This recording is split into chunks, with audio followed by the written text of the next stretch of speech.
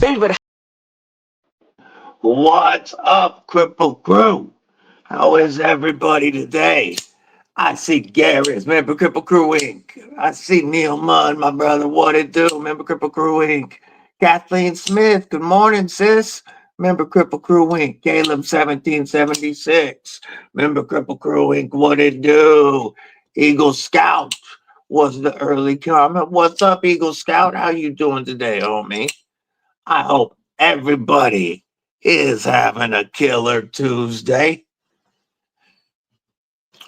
The South Africa box is finally on the way. DHL finally picked up Garrett's box yesterday, and it's out of here and on the way with like a dozen knives or something like that. That's going to be an awesome box to open.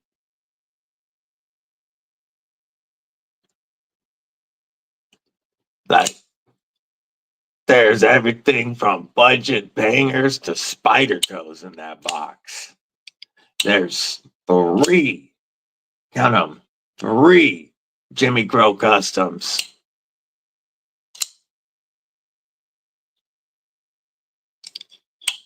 You know, it takes time in the beginning, Eagle Scout. It takes a lot of time. It's all about getting knives and tagging companies and tagging companies and tagging companies, and until they start to finally pay attention. It's not easy, faux show. What's everybody carrying this morning? What's in the pockets?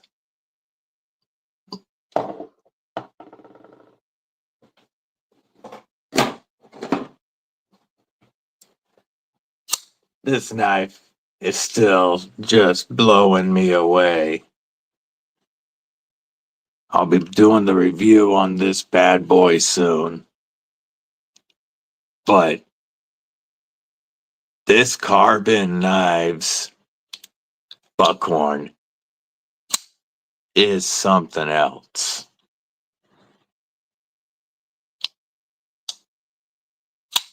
Really something else. I bet you can't, Gareth. I bet you can. I also got in some more stuff lately. Eagle Scout's got the QSP Canary, the Civivi Baby Banter 2, and the Vosteed Raccoon Cub. Nice. Mudd's got a Jimmy Crow Custom CJRB Pirate Buoy, a Chop 2, and a Civivi Brazen. Hell yeah, what it do? War Room, original member of Kripple Krew. What's up, Derek Friel? How you doing, homie? This little giant mouse GMF1 came in for review.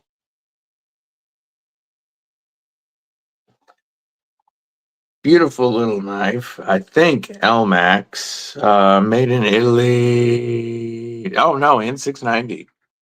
Ron Dobbins, member Kripple Krew Inc. What's going on, homie? The little 3-finger giant mouse knife, perfect pinch grip knife. I don't know about this sheath though. Like the leather sheath from the front, this looks like an awesome sheath. But it doesn't have like the magnet stuff on the back. It's just a belt sheath. It's not a pocket dropper, really. And this would make more sense as a pocket dropper to me. Also in that box,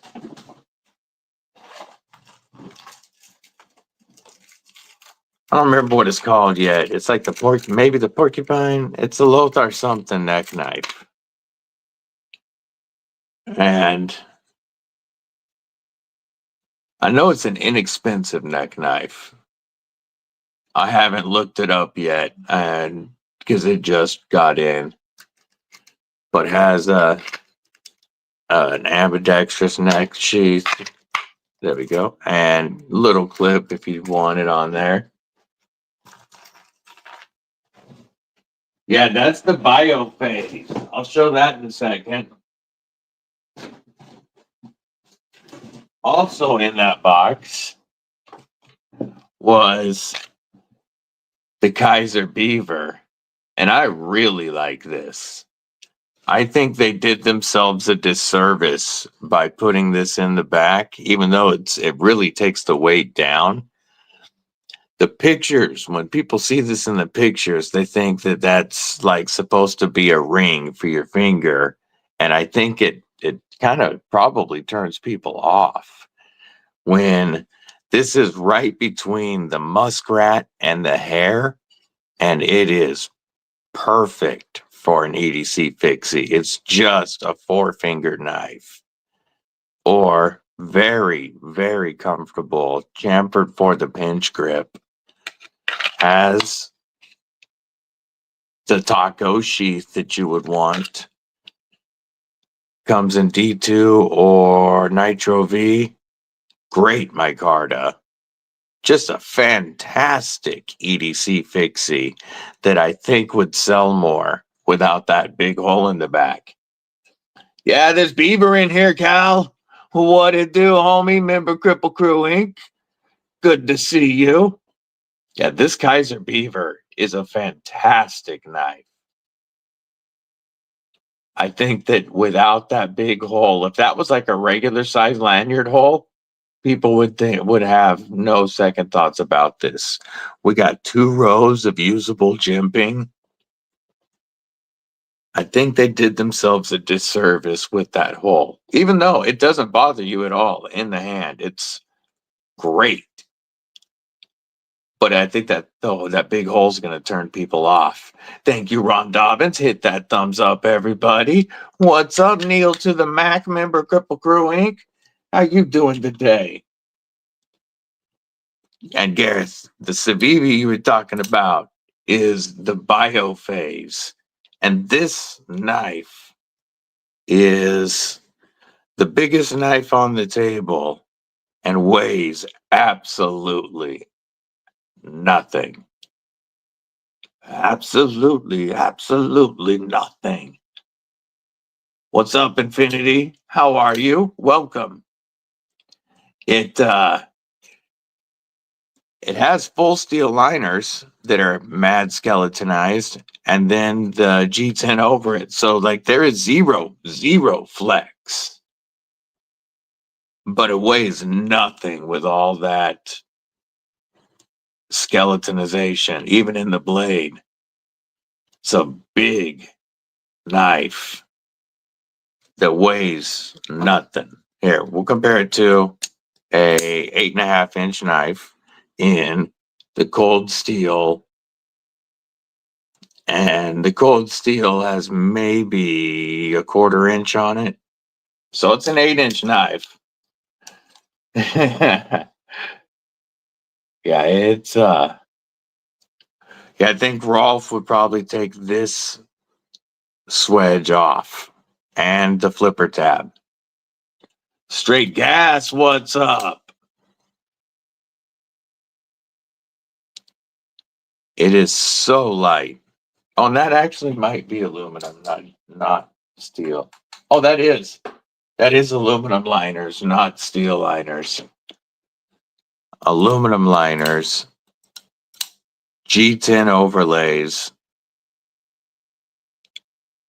reversible deep carry clip, full choke up. Up 2 is 1 and 1 is none, straight gas.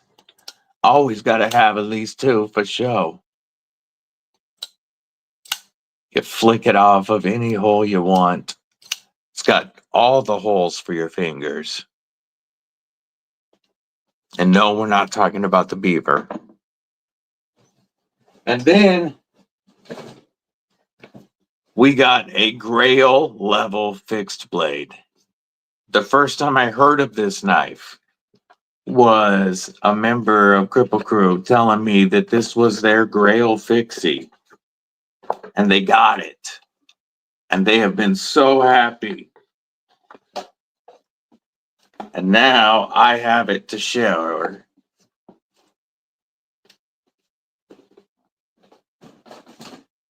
This is the Olive Knives Arbor. I like this sheath system. They've got instead of your typical Kydex push off, you've got this rubber grommet there that is so comfortable for the push off. You like, is it sharp enough to shave? Well, let's see. We'll see if the beaver is sharp enough to shave. Oh, absolutely.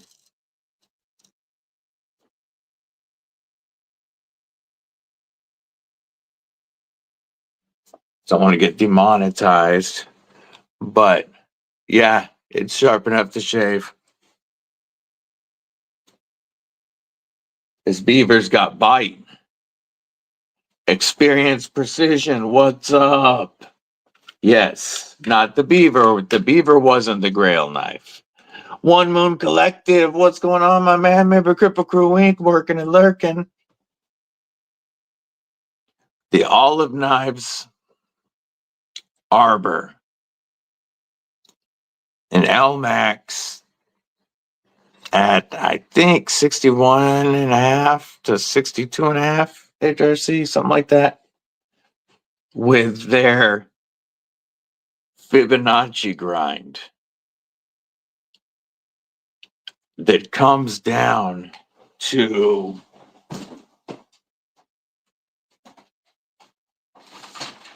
a crazy laser-like edge.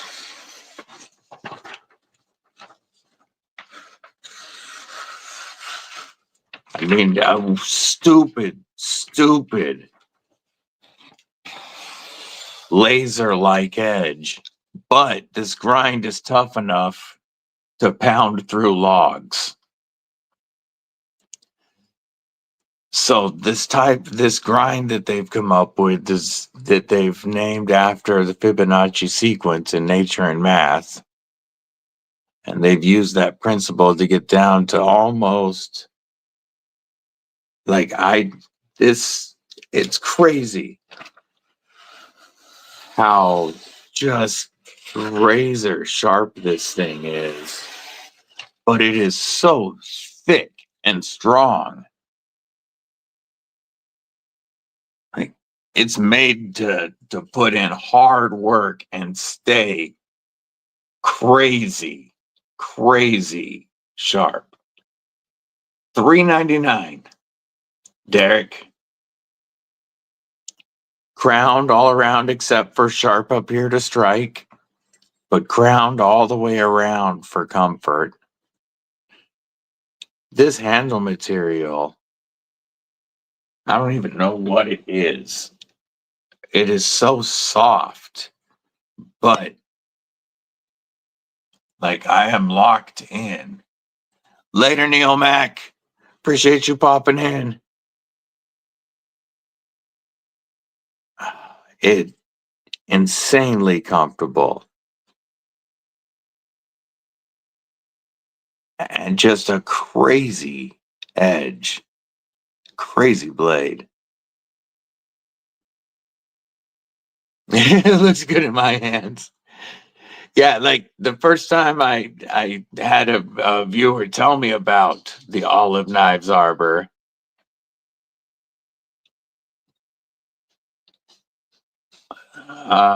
Titanium Kubi Wrath, hell yeah.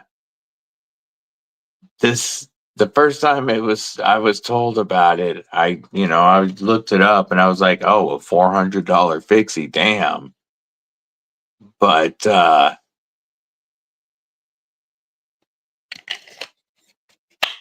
it's a gorgeous knife, that's for sure.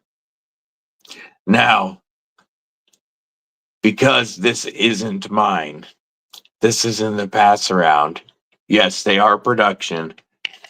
Because this is in the pass around, I'm not going to be beating on it. I'm not going to beat on somebody else's $400 knife. So it's not going to get the type of review from me that'll really show what it's capable of. But I'll try to find some good reviews that do to steer people to. Just carrying a big stick. It's an amazing knife.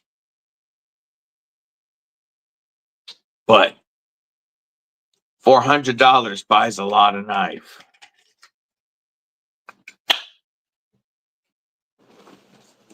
It comes in this big old olive knives box with, come on, open a box.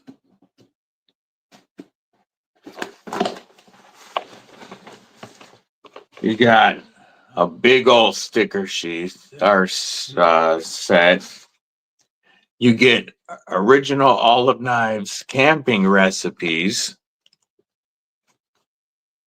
And you get recipes for making stuff at the campsite. And then you get a manual on the knife.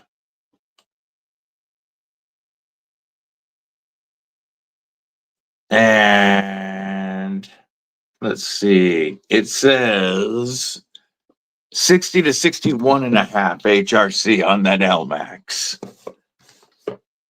Length is 9 1/4, blades just over 4 1/2.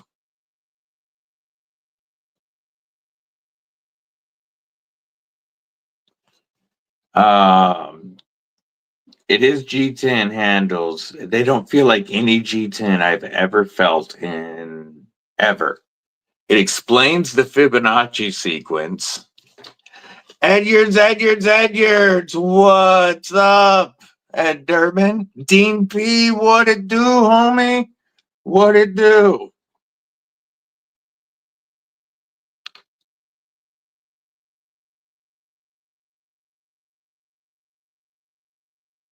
Talks about sharpening your knife, and it says they will resharpen it to a factory edge if you want them to do it. Lifetime warranty. Says it's supposed to outlive you.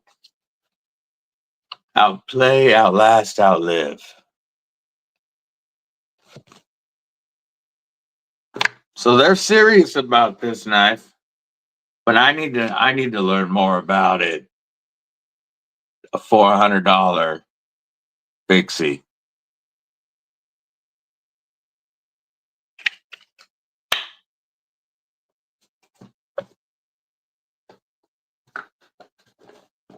Gorgeous knife though. And then just now,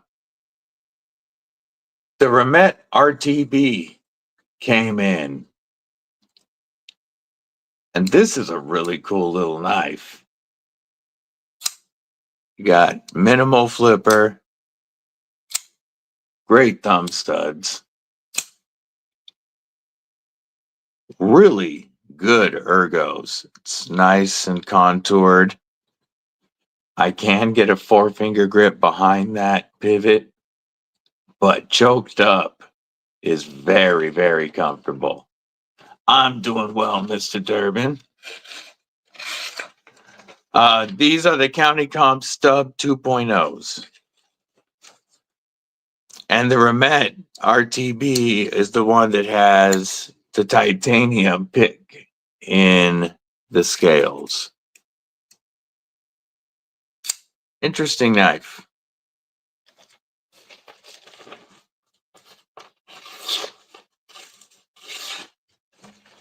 Really needs a strop after it's been through several reviewers. But yeah, these are the CountyCom D2 Stub 2.0s.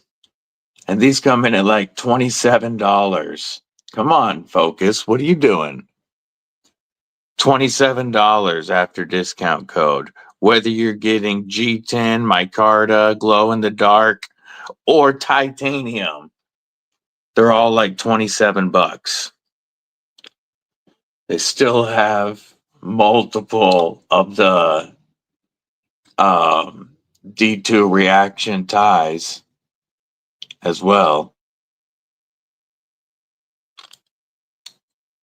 These are, whoops, such a wicked cool knife. And I love the stubs as fifth pocket knives. Gareth has one of those on the way. He has an orange one in the box that's on the way to him, orange G10.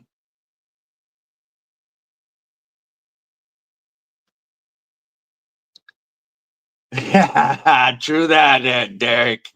True that. One, how are you? Well, I wouldn't use it as a toothpick. I don't use metal toothpicks. I would use that if I needed to undo a knot or, get a SIM card out, or something like that.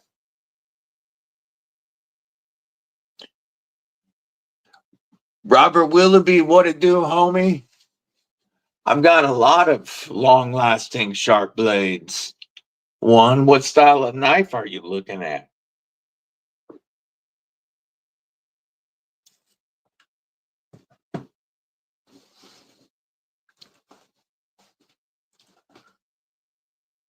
There's a lot of good steels now that hold a blade for a long time.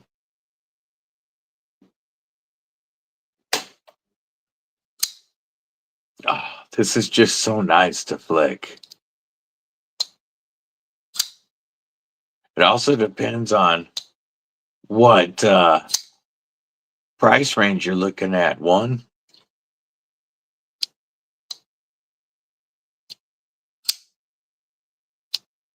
you like a finger flip type knife? What type of price range are you looking at?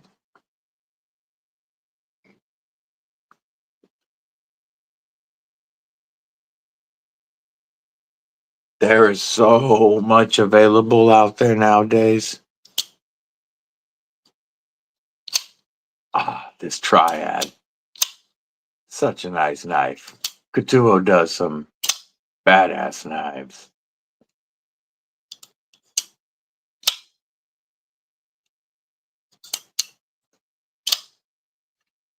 War Room has one that I really like, the Yakuza. But this Triad with its button liner lock. Oh man, this is one I would love to have. Button compression style lock. Oh, speaking of, our homeboy Johan Jordan Warhog. Our homie has another new Kizer dropping. It drops April 1st, and we're gonna pull it up real quick. It is a button compression locks, true button compression lock, like a smock, fifth pocket knife. Let me pull it up.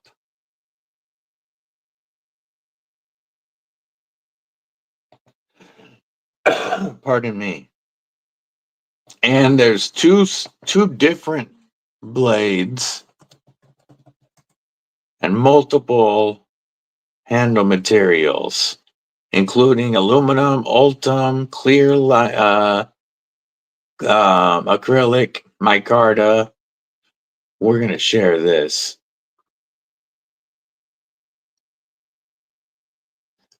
William Hornbaugh, so what it do, my man? So check this out. We're gonna go Inception mode. Oh, that's Wiggles talking. I'll let you out in 1 second, Wiggles. This is the Kizer Parakeet by our homie Johan Jordan. So the most expensive is the aluminum, and you can get it with either a flipper or a thumb studs, and a fuller, or you can get them with blade hole and more of a drop point. And what they are is a fifth pocket knife with a 2.5-inch grip that gets you a full 4-finger grip with that choil.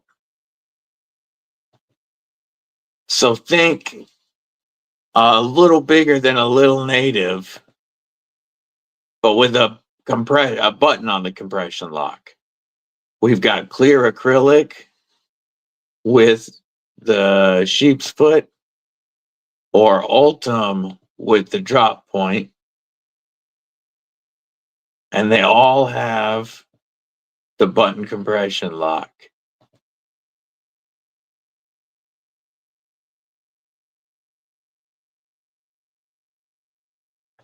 You can see that whole liner there going under the tang and locking up.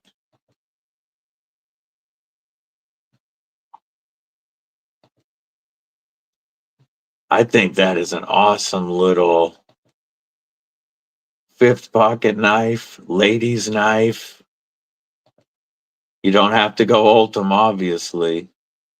You can get the aluminum. Those are going to do well.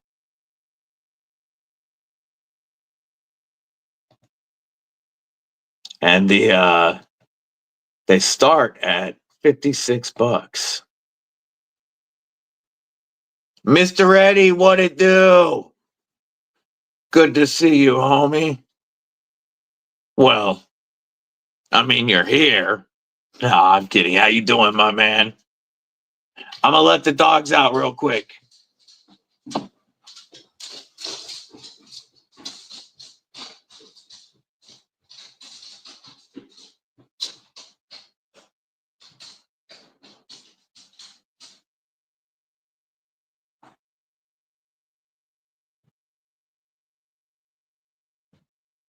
We've got some beautiful spring weather today, so Wiggle saw herself a squirrel lurking and making me a knife. That's dope, Mr. Eddie.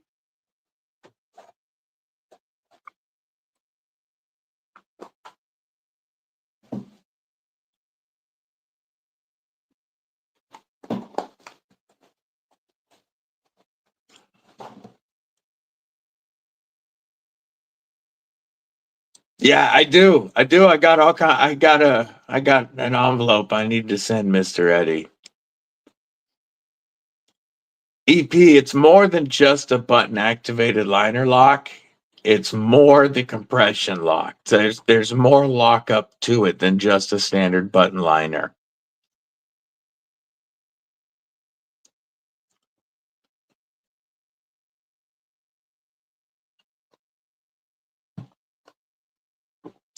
Yeah, it's gorgeous out there right now.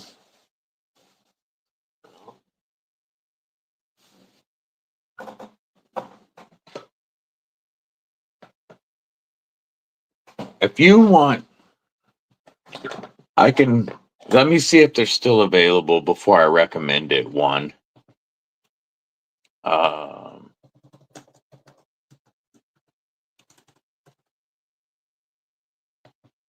Let me see if they still have it before I recommend it.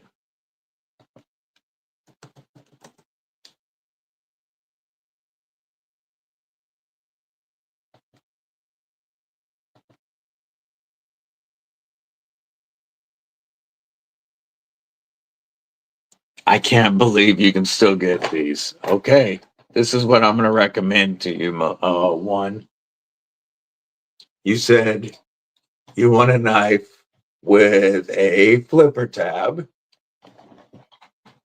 that acts at, oh, can I not find it because it's in, I couldn't find it because it was in my pocket. You want a knife with a flipper tab that acts as a finger guard and has a sharp blade that lasts for a long time. The traditional pocket knives exclusive smooth Ultim Penguin comes with a hollow ground S90V blade that is wicked laser sharp. Stupid sharp. And that S90V hollow grind has geometry that's going to stay sharp, and it's going to hold that edge with that S90V and be pretty much corrosion resistant with the Ultim and the titanium hardware. You have the flipper tab will act as the finger guard, or you can choke up on that flipper tab if you want some control in a cut. And it's a button lock, so your fingers are never in the way of the blade. They only made 200 of these, and you can get it for $150. Actually, you can get it for $145 with my discount code. I will pull it up on screen, and I'll link it in the description. But for $145, you're getting one of the top super steels on the market with a beautiful hollow grind and a flipper that acts as a finger guard or thumb studs that you can use.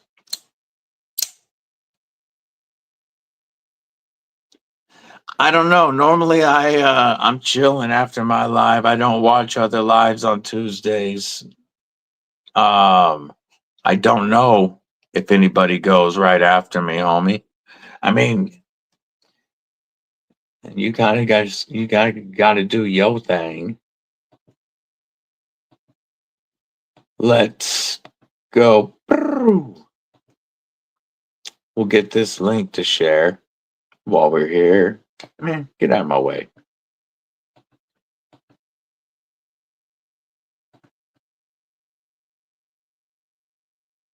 Come on. Come on, internet. Why are you being so slow all of a sudden? Thank you, because I'm showing it. That's why. So only 200 of these were made. It's one of my favorite knives ever. They only weigh 3.4 ounces. And we will stop sharing and put the link in. Good afternoon. What it do, Donnie Bless? Good to see you, my man.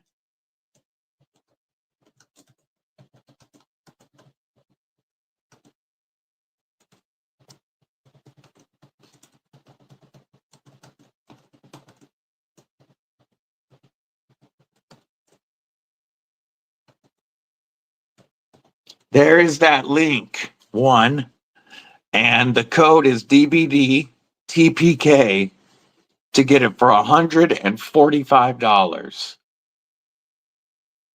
You want a knife that's going to stay sharp and get you that flipper tab and everything you wanted.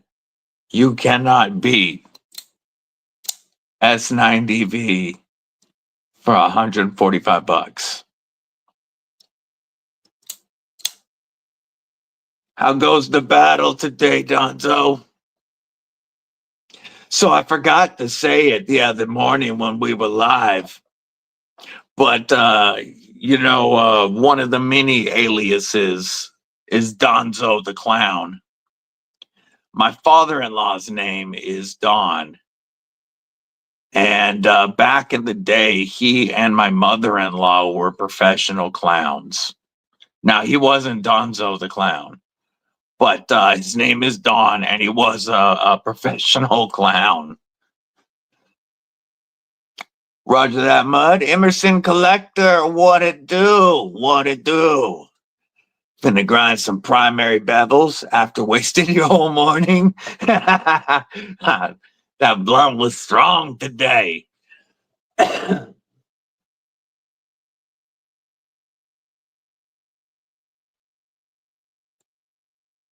Sometimes them blunts can really take your morning away.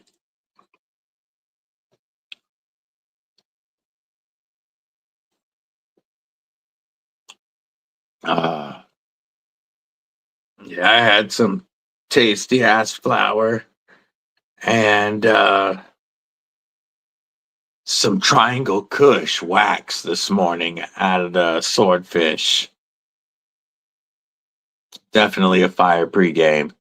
Your grandfather was a professional carny before joining the service in World War II. That's awesome. What did he do in the service during the war?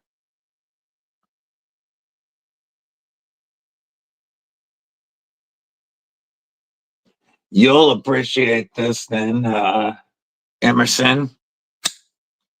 This is the Boker Solingen M4 Sherman Damast with an 80 layer. Why is my focus messing around? 80 layer Chad Nichols Damascus blade made from steel from a World War II M4 Sherman. They went to the American World War II Museum and got steel from an M4 Sherman to put in this blade. I was a tanker in the military, and I get to carry a tank in my pocket. Power X. I'm never sad when I'm kicking it with the Kripple Krew. I get you, and I like it. I like it, but I'm deleting that comment because that Yahtzee word can get my stream demonetized. So, like, it can be misspelled, but it can't be spelled properly. So I had to delete your comment. No offense. We all we all appreciate him killing Yahtzees or de-aliving Nazis.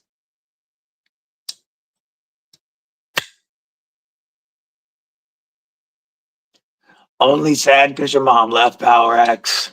Drew Dude, what's going on? Kelly White, what's up? Gareth, you're going to be grounded. You didn't do the dishes. Yeah, they have, this comes from the Boker German factory. And this one is done after the war, from the World War II Sherman with a pivot like a main drive sprocket, kind of shaped like the hull of the tank. They do some other World War II knives, but they're from German tanks or the German Messerschmitt 109. We'll bring some paper plates.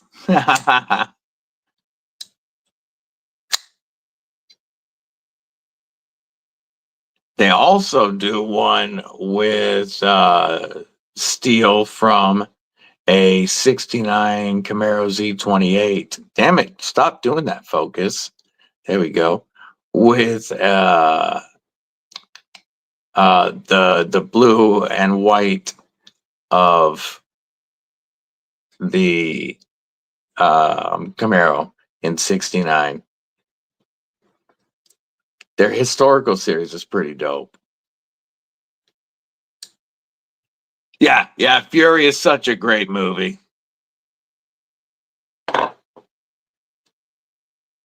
That's one of my favorite war movies for sure.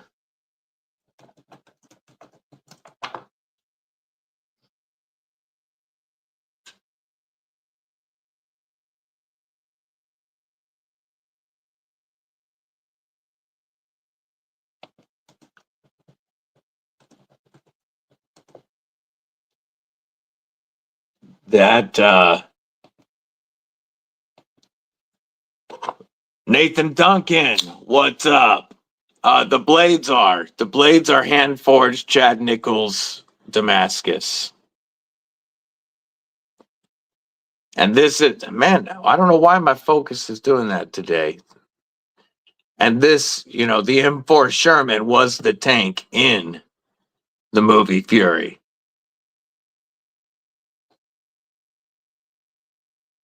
So you think of that movie, you can carry that tank in your pocket. They also make a less expensive version with a Magna Cut blade but the Chad Nichols Damascus as a backspacer. So you still get a piece of the tank, and they make a cool backspacer out of it. And that one has a Magna Cut blade. It's whacked so hard.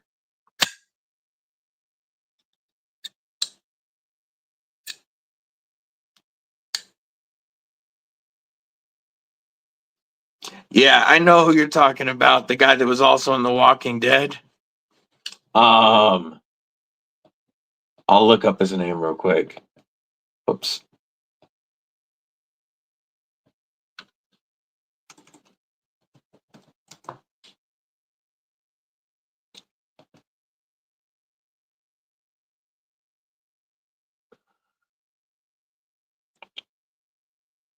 Where is he? John Bernthal. He played Kunas. John Bernthal. He was also the Punisher. And yeah, getting the other one would be sick to put the backspaw. Yeah, John Bernthal. That backspacer would be sick to throw into mine.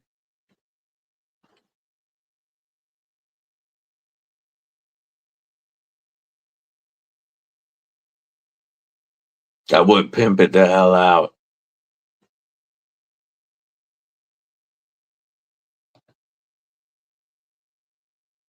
I'm pulling up. I don't know why my YouTube studio isn't allowing me to see the chat, but I can do it this way.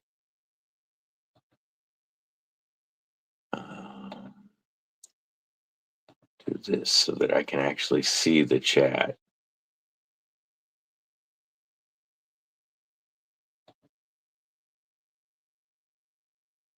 Come on.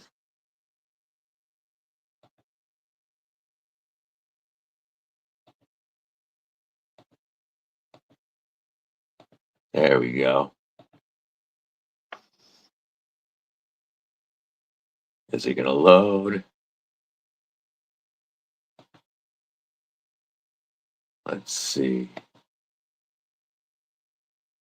Load the chat.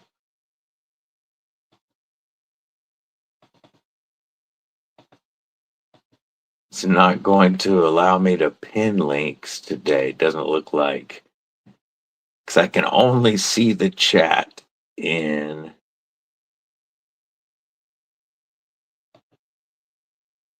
StreamYard. And StreamYard doesn't allow me to pin comments. And I don't know why YouTube isn't allowing. Oh, wait. Is that going to pull up the chat now? All right. Okay, going forward, I will be able to pin links.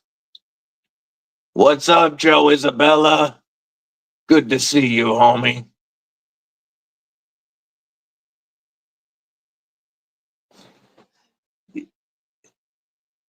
Yeah, this patch was made for me by Bluminati Ninja, as was my Kripple Krew and EDCwithDBD patch. And he just shipped yesterday. He just shipped back my handmade leather knife slip from Dogwood Creek Leather Roadie, and he lasered this guy onto the Montana buffalo hide. That'll be here soon, and I can't wait. That's gonna be sick. That's all good. Glad you're here now, Joe.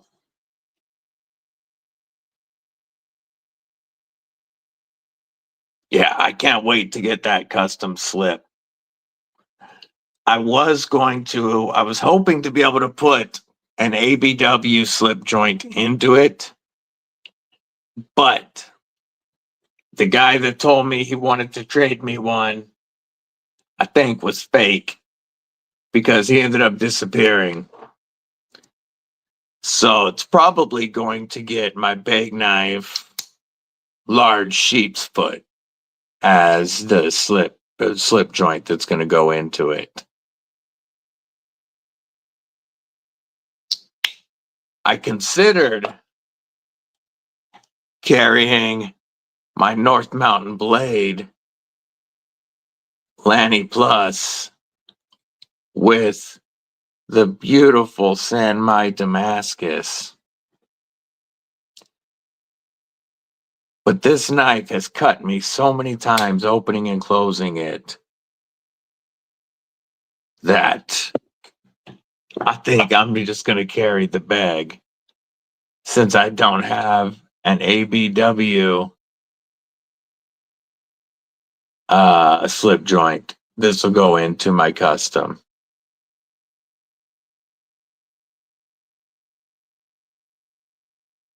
Because he got high. Yeah, I don't know why the focus is messing around.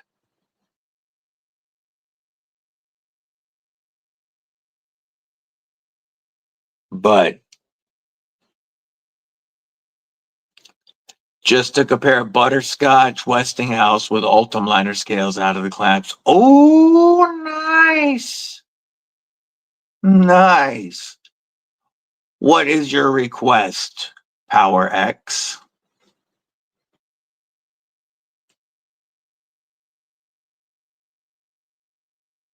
I'm not going to say, please what? Did I miss something? What are you requesting?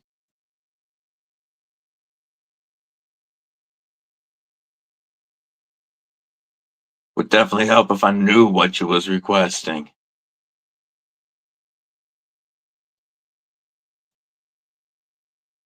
Oren, what's going on? How are you?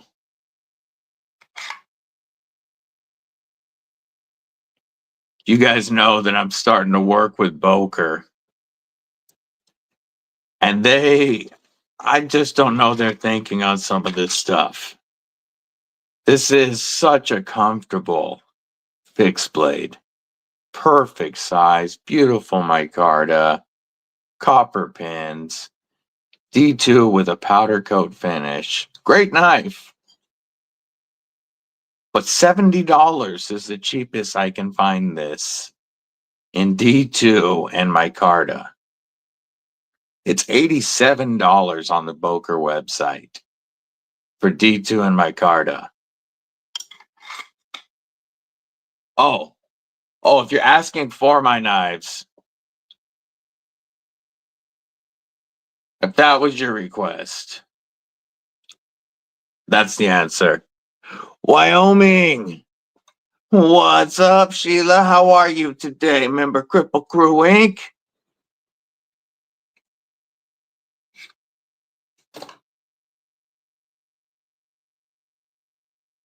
Yeah. Yeah, there's a lot of links in the description of this live stream to get knives. A lot of links. CJW. This is the traditional pocket knives exclusive smooth Ultim Penguin in hollow ground S90V. This is one of the absolute best priced S90V knives on the market because you can get it for $145 with S90V and Ultim. Flipper. You got awesome thumb studs.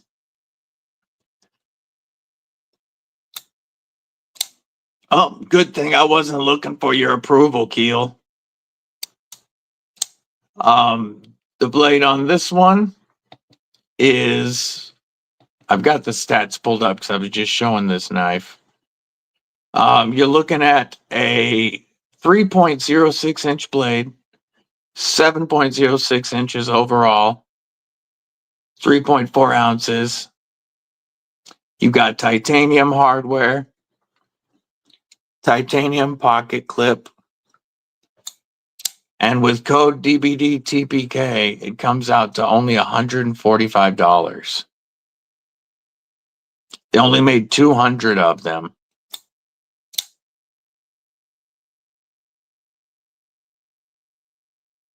Wyoming Adventures hates me? Yeah, I doubt that.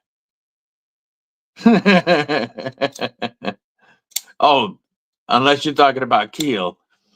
Over a year ago, you gave him a Boker Kalishnikov. He carries it every day. Hell yeah. That's awesome.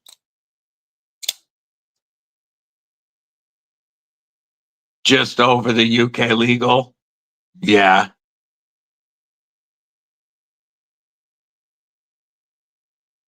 Wyoming. Exactly. Do I look like I give a flip? Says William Hornbostel.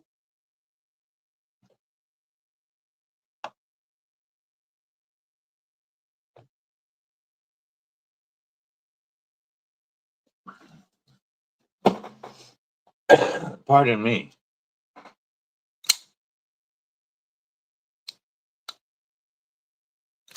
This one was also in the pocket today. None for now. What's going on? Good to see you, Kathleen. I appreciate you, sis. Member Kripple Krew Inc. Did you see the parakeet that I showed from our friend Johan Jordan? He sent me this last night because it's just about to drop. I'm going to share the screen again.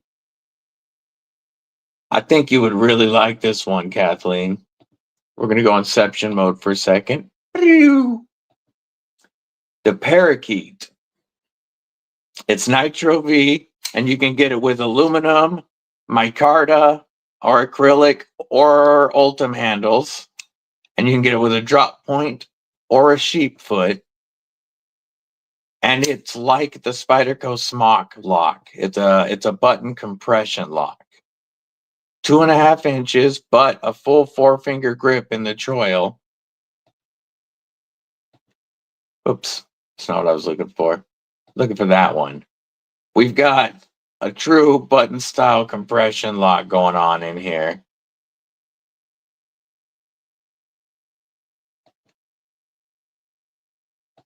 Oops. And there's 5 or 6 styles. There's one not showing here. Starting at $56, going up to $66. I thought of you when I saw those last night. Bluminati, Fed Harrison, both members of Kripple Krew Inc. What it do, brethren? Hope you gentlemen is living well today, Blue. Got a little something for you.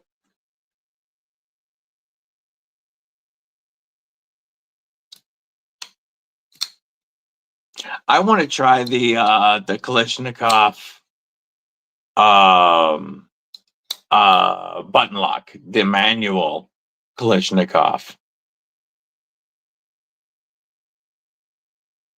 The green micarta? Are you talking about the little one or the Clinch River button lock? You're probably talking about the Stub 2.0.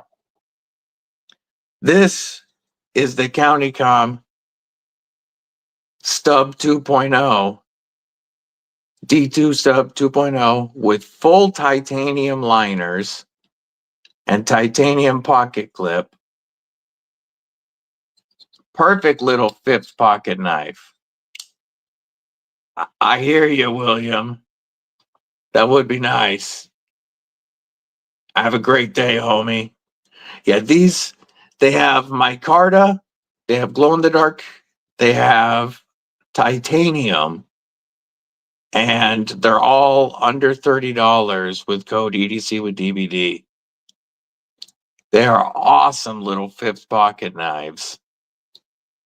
And of course, you can get the big brother, the D2 stub, or the D2 reaction tie, which also has full titanium liners. They make such a cool pair.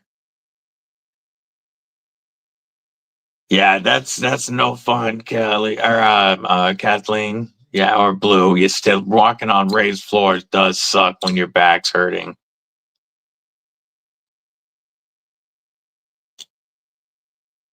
But yeah, that's the TakCom D2 Stub 2.0. I love this little 5th pocket carry. I'm going to be getting the titanium one and probably the glow-in-the-dark one. I want more. Blind Move Fury, remember Kripple Krew Inc. What it do? And if you're talking about this one in the green micarta, this is the Rosecraft Blades Clinch River button lock. It locks open and closed with the button. My favorite style of button lock.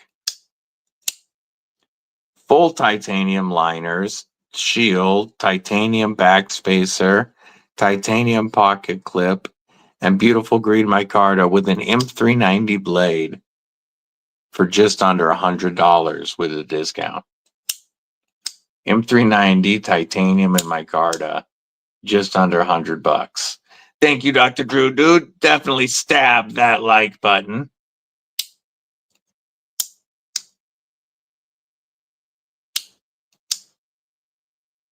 Yeah, this is such an awesome and comfortable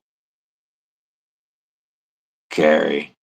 I like it when my hands are acting up because I can really get on that blade. Yeah, this Bofase is in for review via the pass around. It goes back to Lefty when I'm done. But this is I like it so much more than I thought I would. I'm glad I brought it in for review because I really like this full size knife that is so light. Like it just so lightweight and perfectly balanced. And of course, you got that Civivi action that's phenomenal. McRanger, remember Kripple Krew Inc. What's going on? Thank you, War Room, getting on them. Stab that like button, folks. It really does help push this out so that other people can see it and know that we're alive.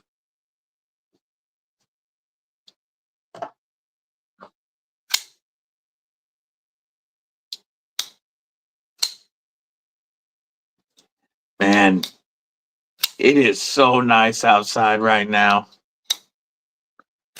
I went for a ride yesterday and bounced over to Mud's house and stuff, and I was overlayered for sure.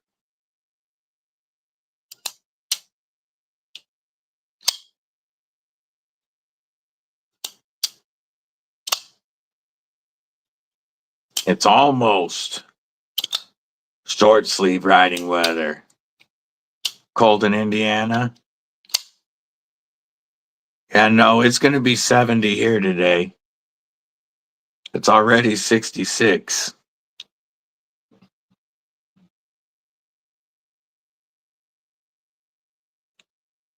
'81 in Florida. Too hot in South Africa.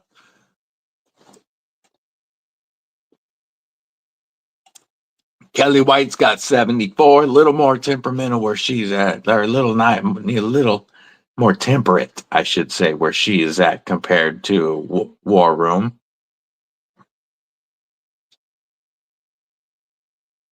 Gonna be 99. Damn. It's way too early in the year for 99 degrees. 41 for Caleb. It's way too late in the year for 41 degrees.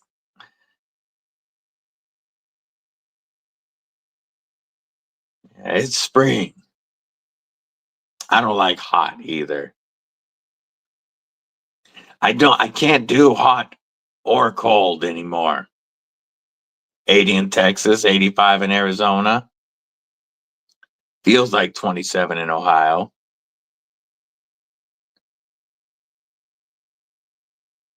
Yeah, but shit. The coldest wind chill I've ever ridden in was -17. But I can't do cold or hot anymore with the damage to my vagus nerve. It just destroys me. Take it easy, William. Hope the meeting goes well.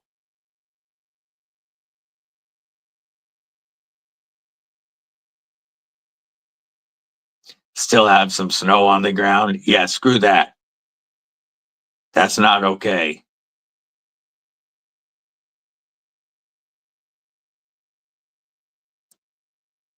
Yeah, that's no bueno, Caleb.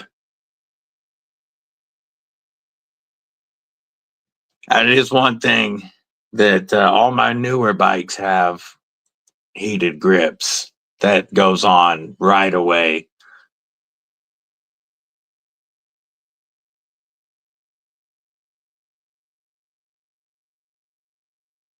I make sure those are installed before I even pick the bikes up.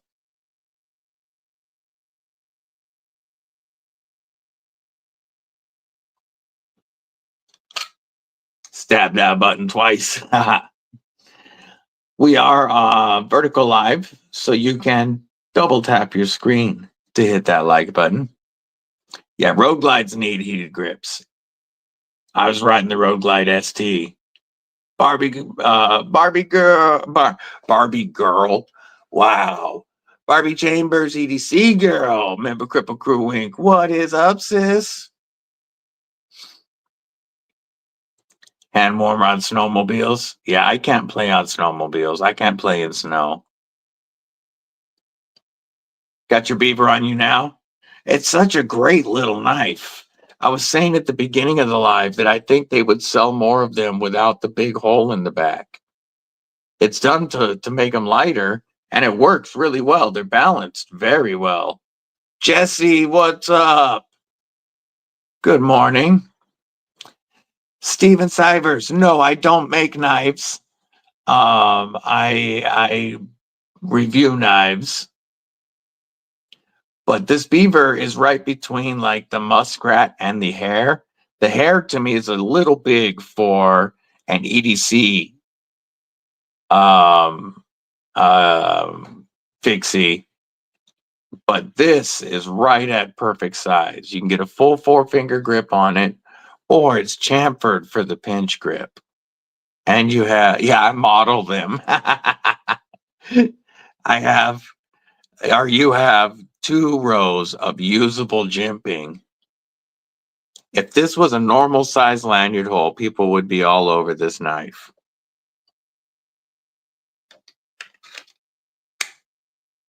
The hair is a beautiful knife, but it is a little bit bigger. And it's just beyond EDC size to me. And the hair also has a pancake style sheath. So it's much bigger sheath, and it's not as easy. This one has the thin tech lock, or you can put an ulti clip on this and it would make a great pocket dropper. This one is just that right size. This would be a perfect pocket dropper fixie. You could have a hairy beaver. Kizer is great with usable jimping. Pardon me. But I prefer the beaver to the hare for sure. I love the muskrat. You know I love the muskrat. Mine is still with MPG EDC. When I get my muskrat back, it'll get carried. But I really like this because the micarta fills your hand comfortably.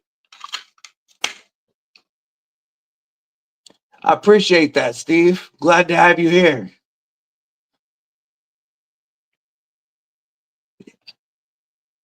Bladed Ginger, what it do, homie? Good to see you. Any word on the drop of your badass Cardington? That review is live, folks, if you haven't seen it.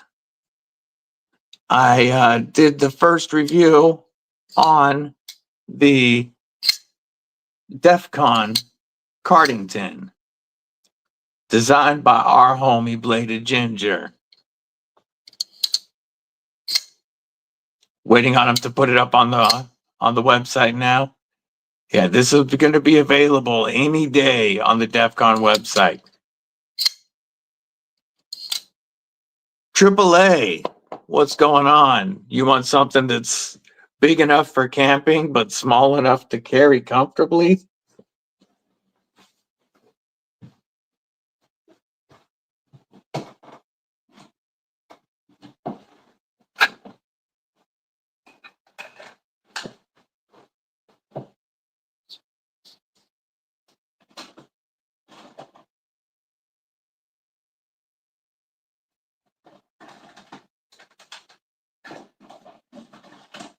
I've got a couple of options for you, AAA.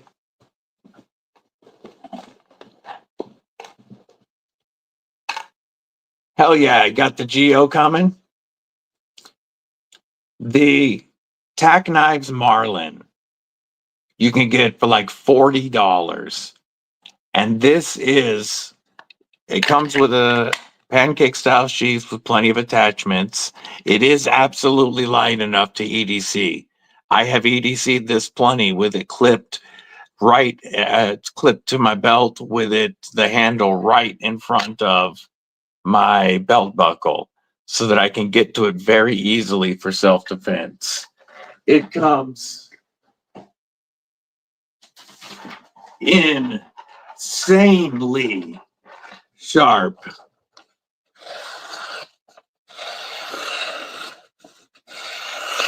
You've got a hollow grind right here for feather sticking or anything like that. Got a flat grind out here, a belly you can use to get down onto a flat surface if you're doing some camp style kitchen work. $40 when they're in stock. Badass knife. Also, if you can't get a hold of that one, the Kansept Corvid S fixed blade comes in several different steels, several different handle materials. This one is 14C 28 inch, so perfect for camping.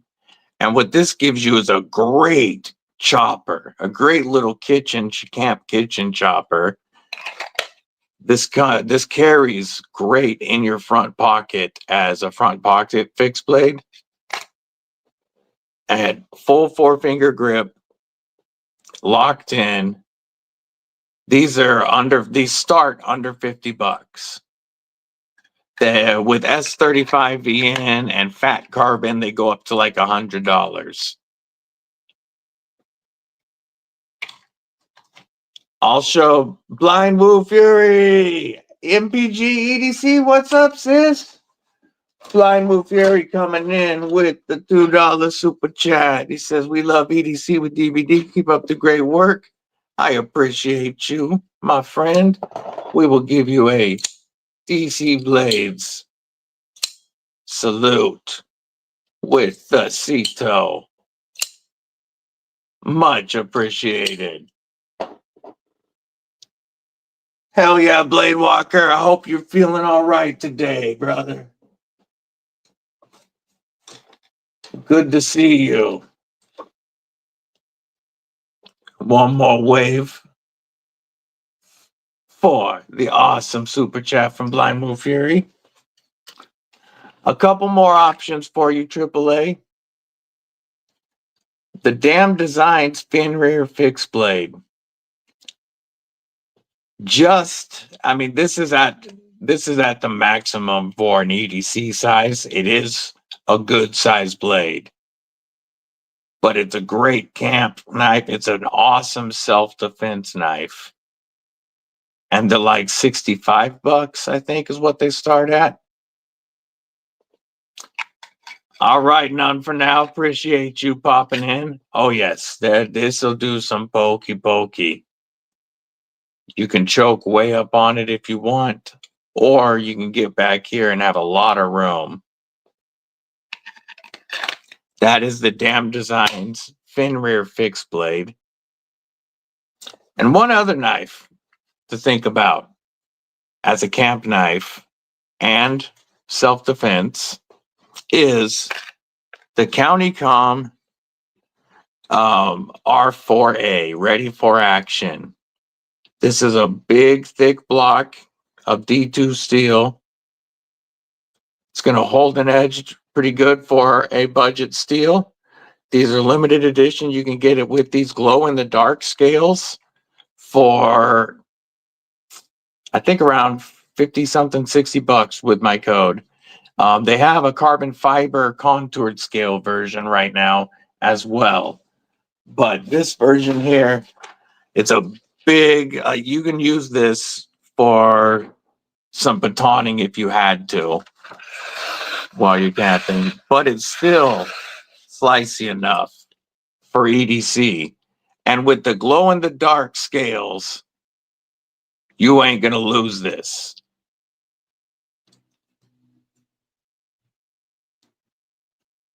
This is, yeah, the Corvette has so many cool designs. Which one are you looking at, Steven Sievers?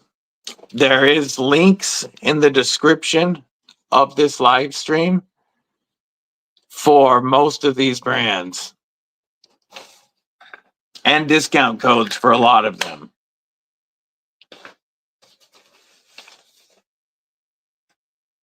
But those would be some designs that I would recommend that work as a camp knife or a EDC self-defense.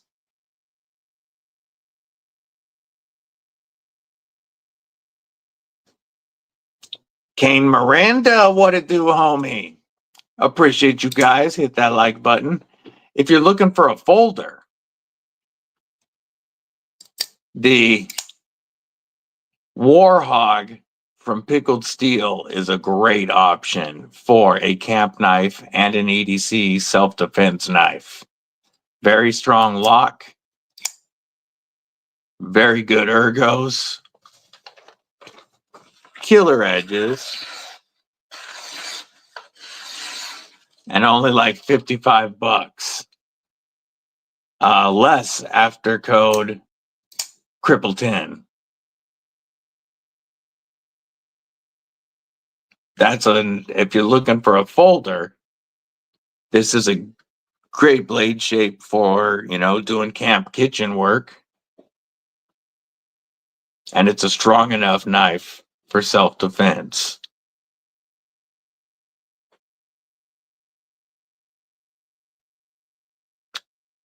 And it's designed by a guy that's a homie of the channel and produced by a company owned by a homie of the channel. Kripple Krew, you know it. Us Cripples gotta represent.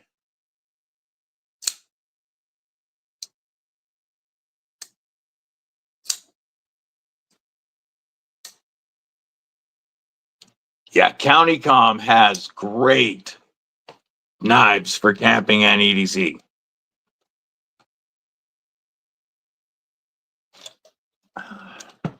Look at those badass emojis.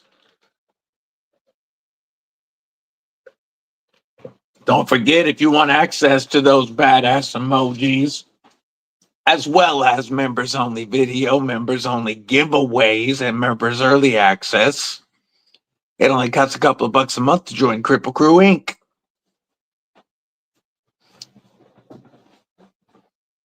I put in the ticker just because I ain't been hustling lately. On the lives, I've had guests quite a bit, and I don't hustle when look at those badass emojis. I don't hustle when I've got guests on.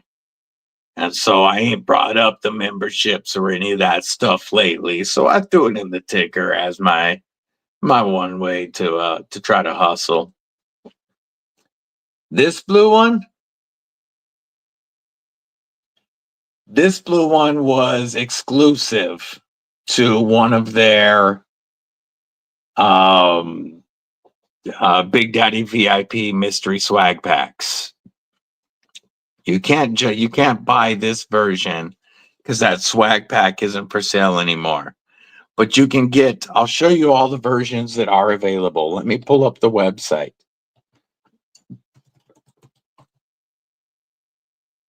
I'll show you because they're phenomenally priced. Stub. All right, we're going to share this screen so you can see the ones that you can get, Orhan. The button on the Clinch River is one of my favorite ever. I'm going to share this screen for County Comm. And code EDC with DBD always saves you 10%. So they have titanium with topograph titanium scales for under 30 bucks. All of them have a titanium filler tab so that you can flip the tie clip. They have glow in the dark. So the same material as on my Ready for Action. I want that one really badly. I want the titanium. You can get the green micarta that I have. They have the orange G10 that's on its way to Gareth. And then they also have carbon fiber. And they all come in at $27 after code EDC with DBD. I need the carbon fiber, glow, and titanium versions. I want all three. And then if you're looking at the big brother,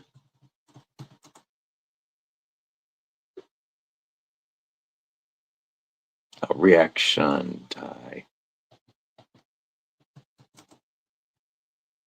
There we go. No. D2. See, here's more of that. There's that. Oh, they've got the compact art ready for action in the glow now. So they already had the compact. They make a smaller version of that ready for action that I showed. And they first dropped the micarta. But now they've got the glow in the dark on the compact as well. And it's like 20 bucks less than the full size. That's 40 bucks after discount. Look at that. That's a perfect size. That's totally EDCable now. And then D2 stub, D2 stub. Where's the big boy? There's the ready for action micarta. Ready for action in Ultim. That's the bigger version. Like I have. And here are the big reaction ties. So you can get orange G10 for the big boy, micarta, or glow in the dark for the bigger one. And then this is the carbon fiber ready for action. Look at that contour text carbon fiber. That shit is trippy. Comm has such cool knives. Josh 304, what it do? I really want to check out. I need to reach out to them because I want the compact version of this to see. Because this is just like you can wear this on your belt, but this is a little big for EDC. That compact would be perfect.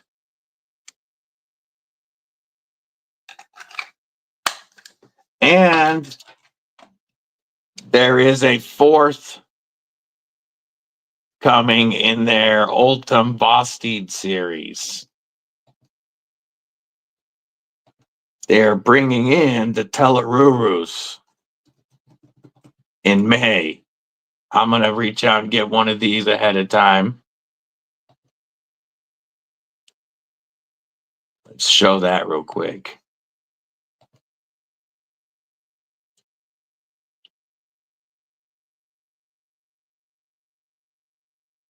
Oh, look at that, Noble. Yeah, that contour text carbon fiber is crazy. I want to check it out. But this is their next Vosteed Ultim collab. And this will sell out just like the other three have. I can't wait to get one of those.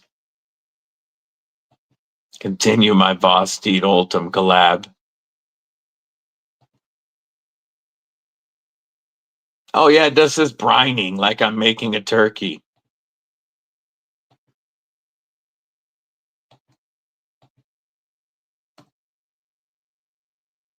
There we go. Much more better. What's up, Merrick? How are you? Yeah, you can. I like that it shows the weave really well, but it's got that funky texture all over it. I really want to try that Contour Tex carbon fiber that they've got. I'm going to have to reach out to them today. Yes. Thank you for reminding me, Noble. I'm going to pull that up right now, Blade Walker. Aries' first production knife dropped.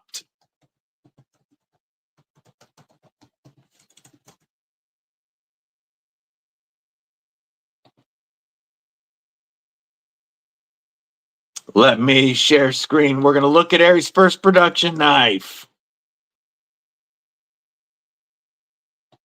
Take it easy, Josh. Have a great day, my man. We're going Inception mode again. Kubi Bloom. Look at Aries' first production knife. The bloom come to life. We've got 14C 28N. Micarta in black or blue. Or, you know which one I'm going to get. Can also get it in Ultim. There's air. Look at that. That looks awesome on there.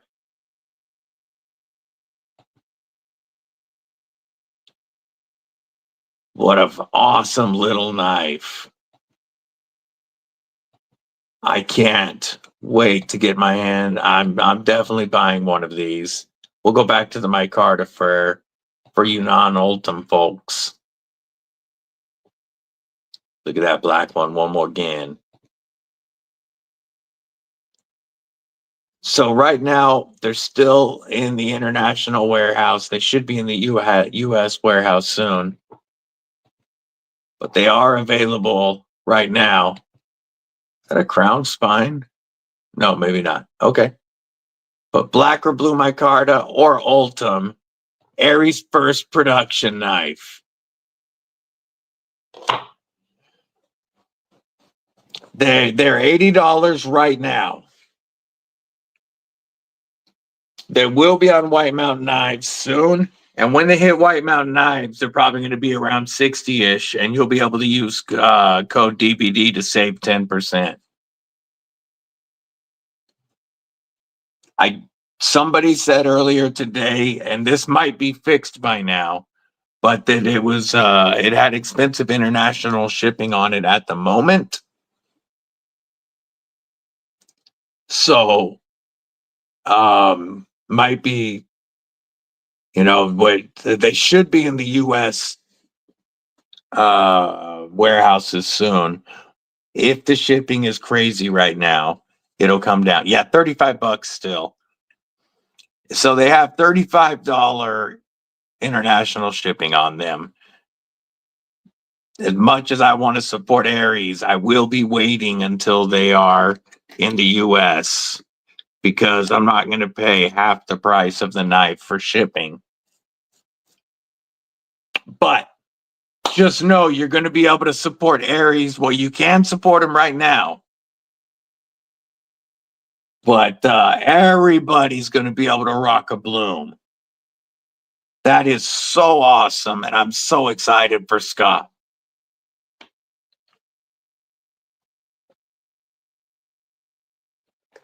And I'm glad Blade Walker reminded me.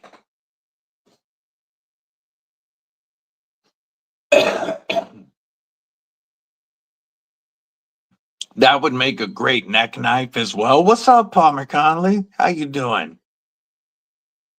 Yeah, I know. For if you're gonna pay $115, you just spend a little more and get yourself a handmade bloom. But once they hit the States, and especially sites like White Mountain Knives, you're gonna be able to get an Aries EDC bloom for around 60-ish bucks.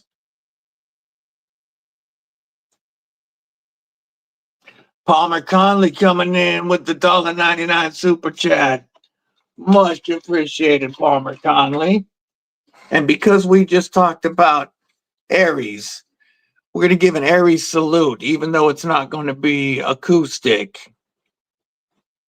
We will give an Aries EDC salute with Lagertha USA faux show. Much appreciated, Palmer. That helps a lot. Thank you. I'm still eventually going to get a Bloom Cliff from him. I really loved that Bloom Cliff I got to review. It just, for a 3-fingered knife, felt so amazing in my hand. And I loved the little sheep foot. It was just a great knife. Yay, yay. War Room's going to get his Aries EDC Spike in Damascus. Oh, that's awesome, Derek. He's probably hard at work in the shop at the, oh no, he might be at work right now. I always forget, he has that regular job too. But yeah, Chris will be getting his Spike. And his, matter of fact, why don't I pull it up and we can show it?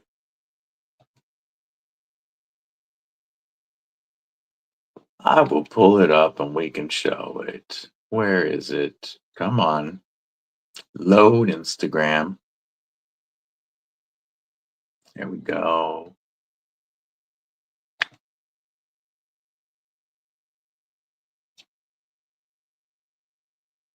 Yo, that drop bear fixie got my attention too. Where is Aries? Let's see.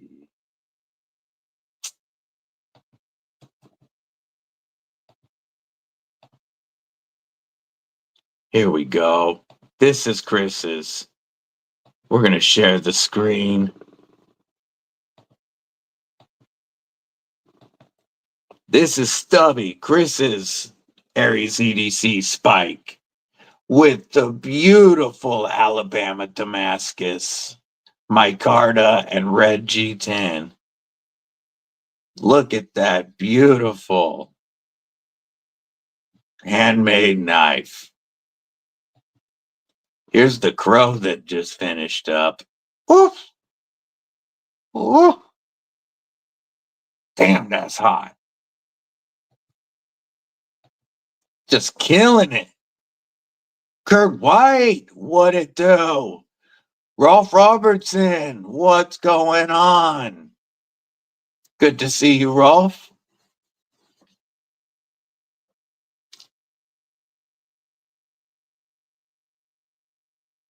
Yeah, that creep that he just did, the Damascus neck knife, looks so good. Little 3-finger Damascus neck knife.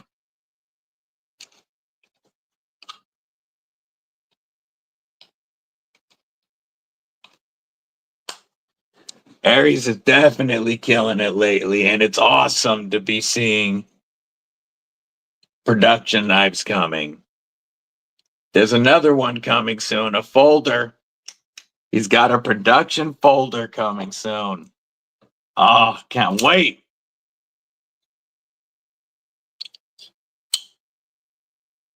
Clint Crosby, what it do? Good to see you, homie. Yeah, Meredith's live streams are a blast. Always fun. If you're not following, I don't know what you're doing, but I'm sure everybody that's in here currently is. Is it posted on his Instagram yet?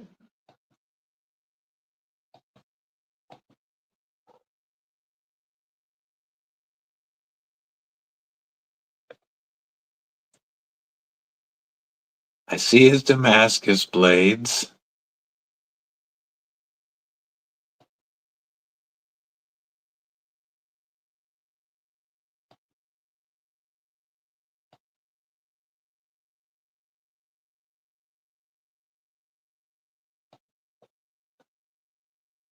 I see the creep.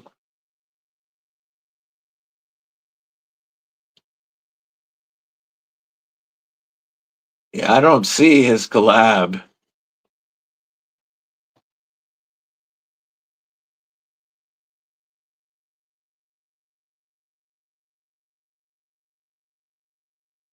Handing out what?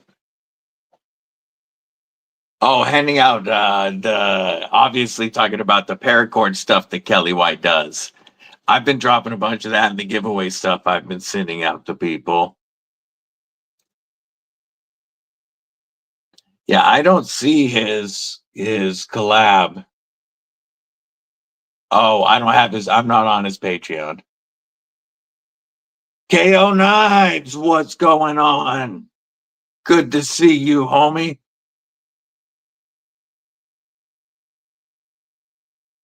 Speaking of Patreon, I really need to do something on there. I created an account on Patreon and then I've never done anything with it, but now I have a page. You can put that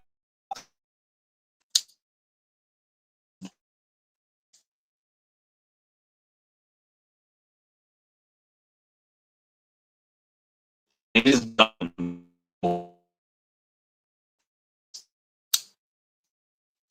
Did I lose connection? There we go. Oh, it looks like I'm having some robo connection. Give it a second.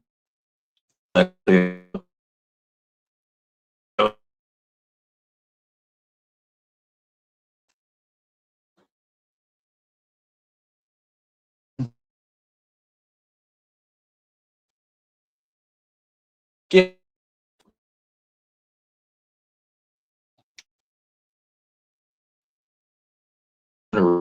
this page.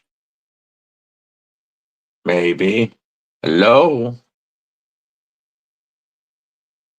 Nick Martino.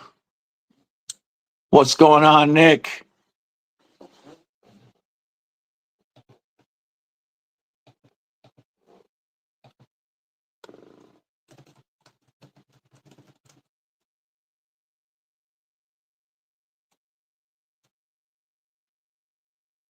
Are we back?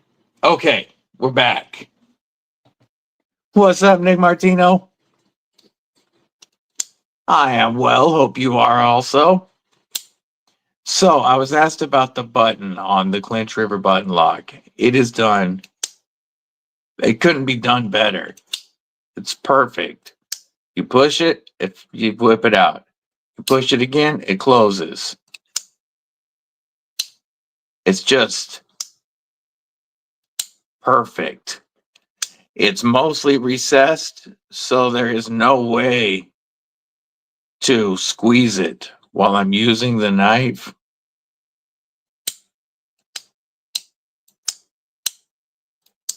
But it works perfectly.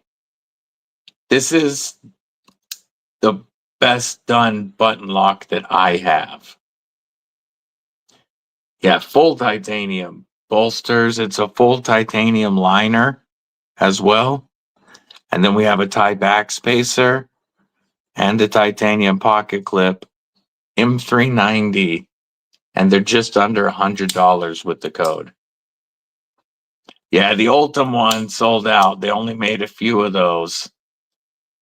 And those are gone, unfortunately. Because you know I'd love to have the Ultim one. But this micarta, yeah, M390 and a full tie build with micarta for just under $100. Ryan Brown, what's going on? Yeah, it's the same profile as the Clinch River swayback slip joint that they do, but it's made specifically. You know, he wanted a knife because I talked to him quite a bit about slip joints and bad hands, arthritis or nerve damage. You guys know I deal with that stuff, and I know a lot of you do as well. And so I was trying to talk to him about some slip joints that would be good for people with hand problems. And he wanted, he sent me this one. and he said that he wanted me to see how well this knife worked for bad hands. And you're total fingers because you know you got unlock always out of, and then you got that choil to lose it again. But you have so much control of this knife. Pinch grip. It's perfect utility. Come on, internet. Why do this?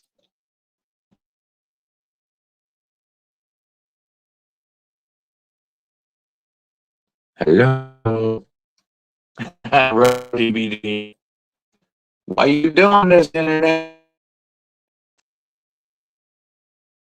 Haven't had this issue in a long time.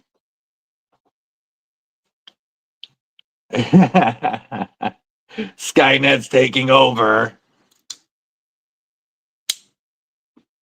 Come on, internet.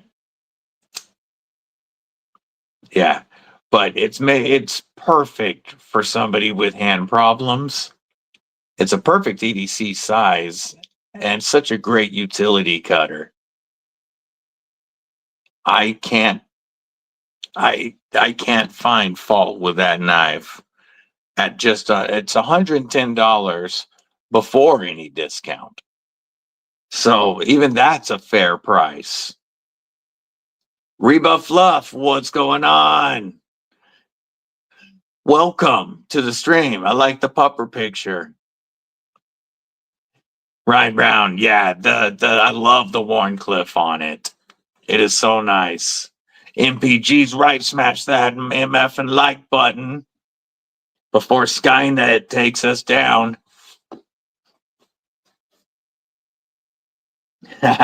Stab that MFer.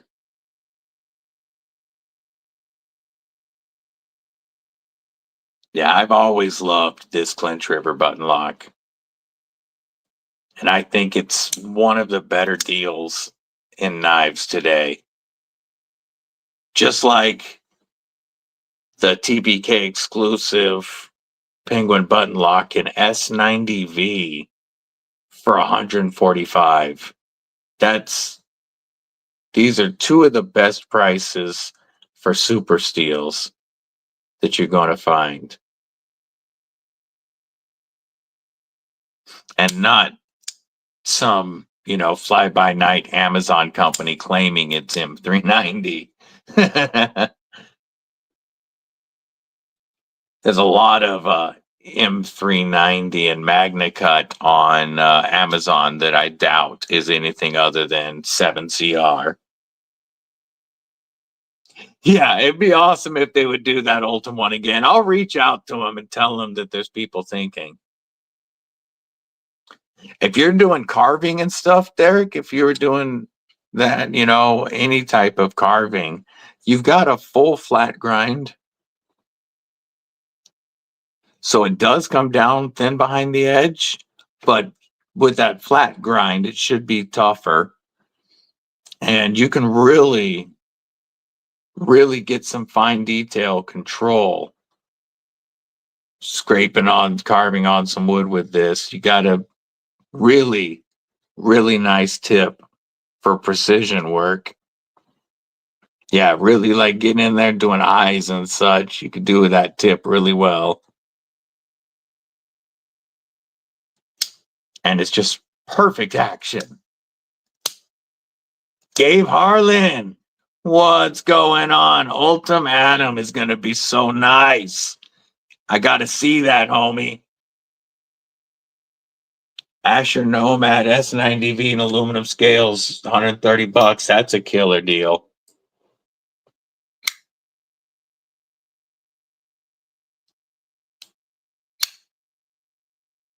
Yeah, I'll talk to him about that, Mick. See if I can see.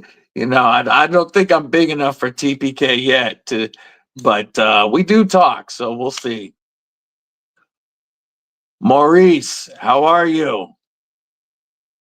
I agree, Wyoming. It's when you can get in there like that. As you can see, I've got a lot of knives. with choils, and I like it because whether I'm here, I'm locked in, or if I'm going to use it in a pinch grip, I love that choil for my middle finger. And this works perfectly like that. I can throw my finger right on the spine of the blade. I've got my middle finger in that choil and a perfect pinch. Or just absolute control and no worries about a knife slipping in my hands, which does happen. I do drop stuff. The best blade shape to defend yourself is a Wharncliffe. And I do need an Ultima emoji. That's true. I hadn't thought of that. I don't know why I hadn't thought of that. But people much, much more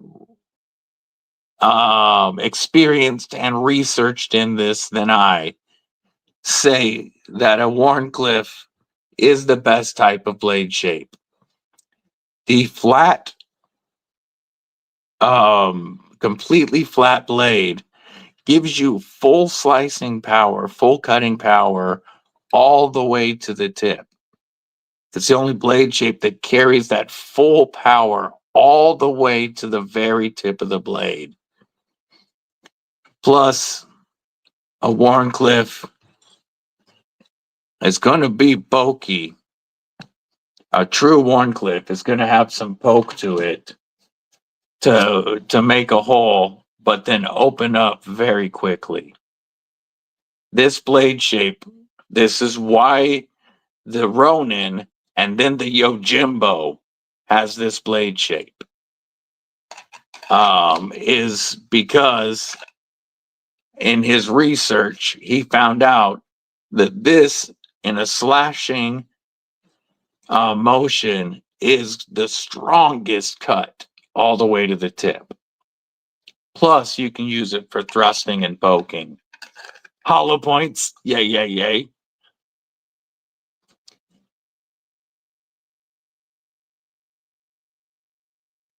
Mick, are you thinking about the Telerurus? Yeah, the Spyderco Canis is another fantastic Spyderco EDC Wharncliffe.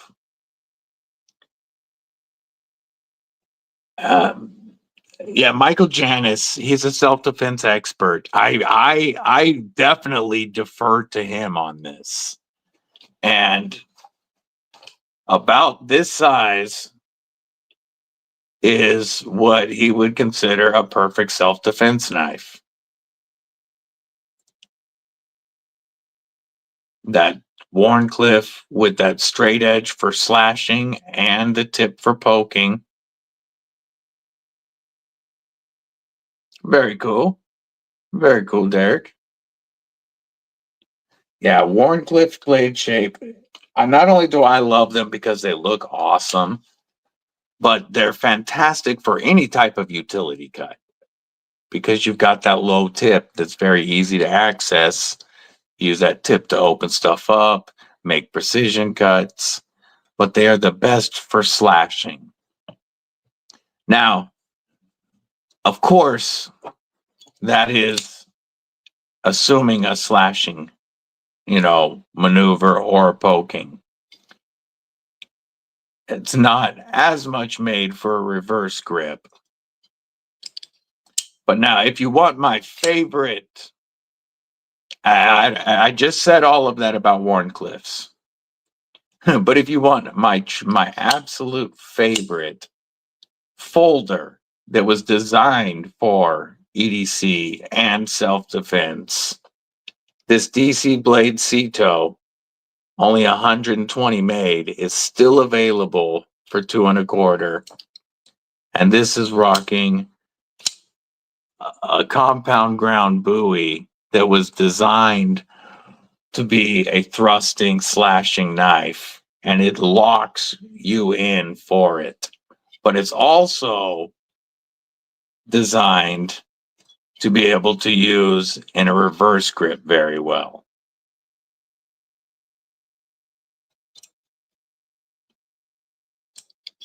Yeah, you don't need a big knife to defend yourself.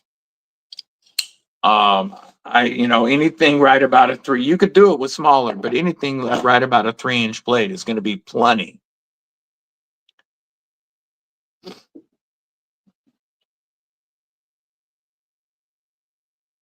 Yeah, 3-inch blade is going to get you to anything inside of fleshy material.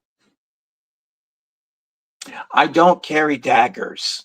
For one, and this isn't why I don't carry them, but they're not legal in this state. The Evil Homie BDB carries plenty of knives that aren't legal in this state. Not that I would ever advocate for that. Of course, we all follow our local knife laws. But Evil Homie BDB, he would carry a dagger, doesn't care about the law. But daggers, for me, most of my knives, I expect to be a multi-purpose knife, and I like to put my thumb on the spine of a blade. When my hands are messing up, I like to put my hand on the spine of the blade, thumb on the spine of the blade, and also, with as twitchy as my hands get, I prefer to have a single live edge. It's just a little better for me.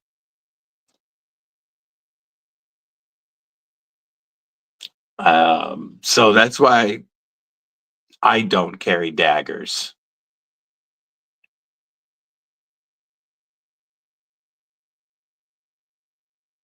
Not that daggers aren't a great option for that. Regular K-bar with the tools in the truck. There you go. How you doing, Leonard? Good to see you. Welcome. Easy to sharpen. Yeah, nothing truly beats a hollow point. My magazines are stacked with between hollow points with the soft plug and flechette rounds that break off into 3 spinning flechettes when they hit.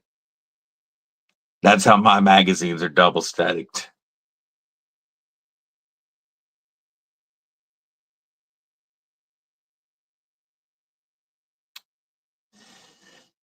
Kathleen, I have had to pull one. I've had a scenario where I've had to pull one, but it has stopped. It ended it there. Did not have to use. This was made for me by my homie Bluminati Ninja. Both of these were. My name is Disabled but Deadly. I rock a cane right now. I'm not in a wheelchair, but by this time next month, I'll have stickers with these designs.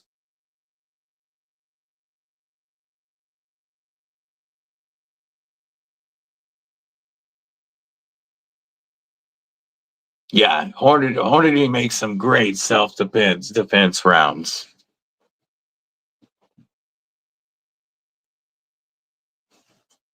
Yeah, the 357 has some wicked hollow points in it as well. I broke my neck twice, Anthony. The first time was falling off of a tank. Had that fuse 17 years later. A year and a half after that, I broke it again. And surgeon really did some bad work on my spine. I've had multiple spine surgeries since to fix it. He also took a bone graft from my hip that did not heal well at all, and that's why I walk with a cane. But I've got hardware on the front and back of my spine. Yeah, DBD, disabled but deadly. That's where it comes from. Kripple Krew may be broken, but we ain't, handicapped, not harmless. Disabled but deadly.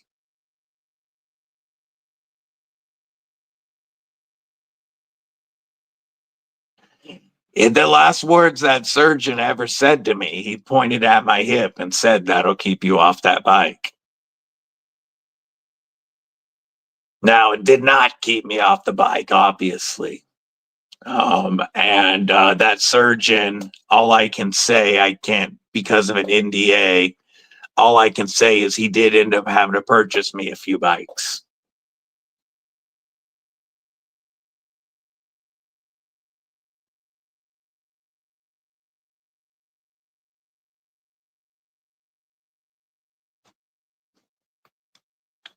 Yeah, titanium in our pockets, titanium in our bodies. Start putting a picture of my x-rays with my titanium carry on a titanium Tuesday or something. Nah, it ain't time for a trike yet. We have 4 Harleys and an Indian in the garage. All of them are 2 wheels. I'll ride a trike one day when I have to. But until then, it's 2 wheels.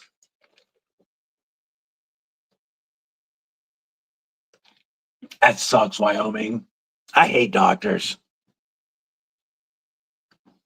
Yeah, that's always scary, MPG, because you never know if they're going to be good or not.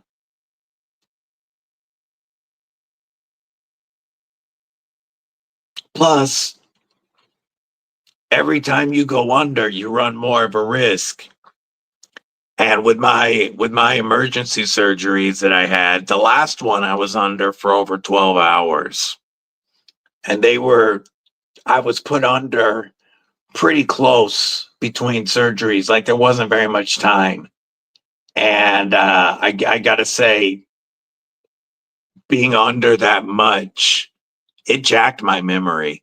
I used to have a fantastic memory. I mean, I was in sales all my life or finance. So it's either product knowledge or when I got my degree, I was the lead accountant for Martin Archery. Like I had a fantastic memory, but not after the last surgery. There's so much I can't remember. And it's not easy to pull up memories. I have an 05 Dyna, or I take that back. I have an 06 Dyna. I have an 06 Super Glide with 16-inch apes that I built, a 36-inch twisted iron sissy bar that I built. That was my first Harley, and I still have it in the garage. But now I ride either the Road Glide ST or my Indian Challenger Dark Horse. I ride a big bagger now. I ride fast ones, but I do like the fairing because I can't take the constant wind blowing my head back anymore. My neck don't deal with it. So I do still have the Dyna, but my main rides have fairings now.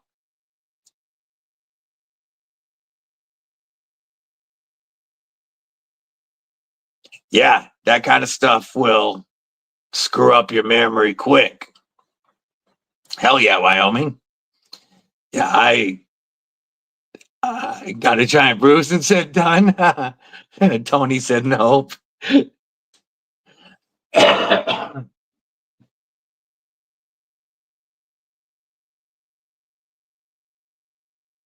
Hell yeah, Kurt. Yeah, I was at Martin Archery for a few years. Started off in the accounting office and then became the finance manager. And then the supply chain was jacked, so I took over supply chain manager there and really changed the entire inventory system so that it was an on-demand system, and I had it set up so that purchase orders were generating themselves on demand. And so after that, yeah, we all brag about how jacked up we are. After that, I became the warranty and customer service manager there. I had a blast there. And but then, you know, we got everything running very smoothly. And I was working for it under a capital investment group that had purchased it. And we got it to the point where they could sell it and make a profit. So Martin Archery isn't here in town anymore, but I love working there. My whole family has custom bows, compound and traditional bows, but I can't shoot a bow anymore. I can't draw a bow anymore. The last time I broke my neck, I also tore my shoulder. And because of the scar tissue in my neck and the back, they can't fix the shoulder. So I can't pull a bow anymore. Yeah, biker from birth. Yeah. I put way more miles on a bike than I ever do a car. I hate being in cars.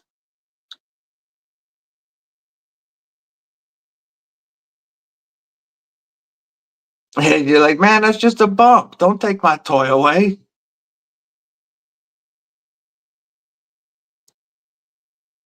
I could, William, but you know, pews work as well.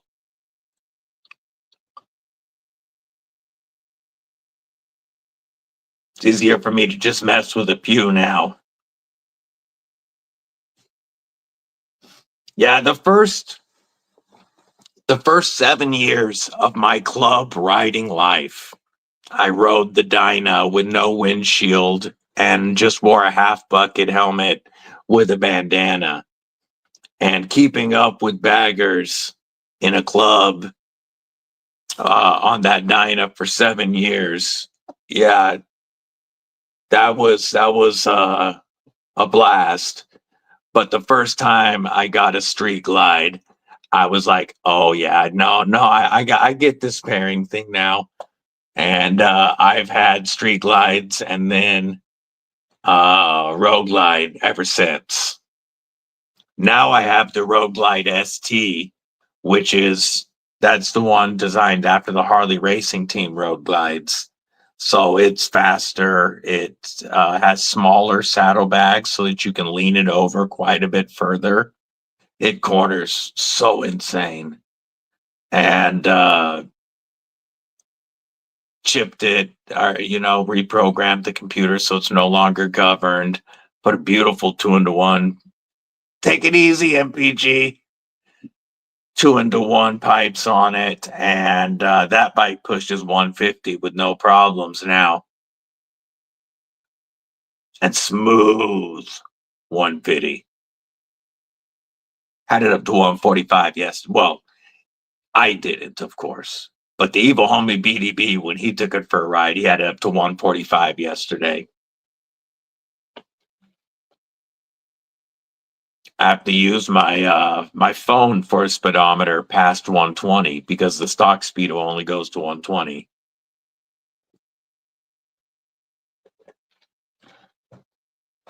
Yeah, William, the ST, the lean angles on it are insane. It's a taller suspension than the standard road glide, and it's made for racing. I've also switched it out to custom suspension, but it's taller with narrower saddlebags that are also a lot shorter so that you can lean without dragging bags. And I can lean that thing over until I'm dragging my floorboard.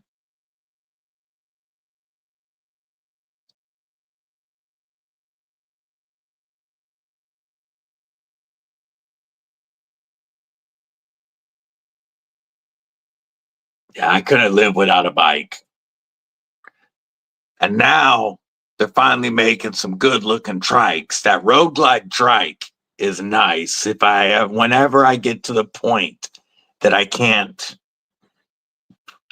do two wheels anymore, that's what I'll do. I couldn't do the back of a bike, Ryan. I couldn't do the back of a bike. I can only do the front of it. I can only be in control. That's awesome, Wyoming.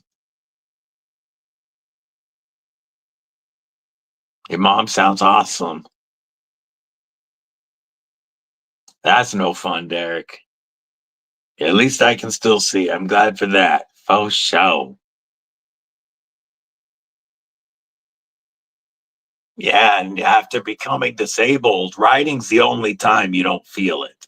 You don't feel disabled when you're in control of a bike. I can, after, you know, a couple of 100,000 miles on bikes in the last 15 years of club life, very easy to ride. It's easy to ride. You don't feel gimped up.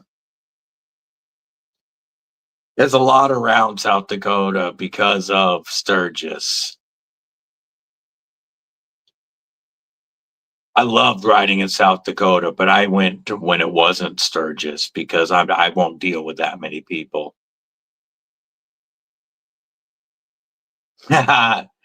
Sounds good, Derek. I'll bet that made her a tough chica, Wyoming. That ain't easy.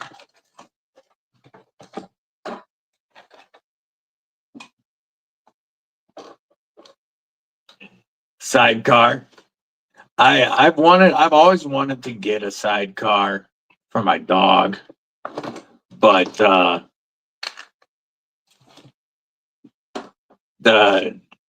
I have not ridden anything with a sidecar yet.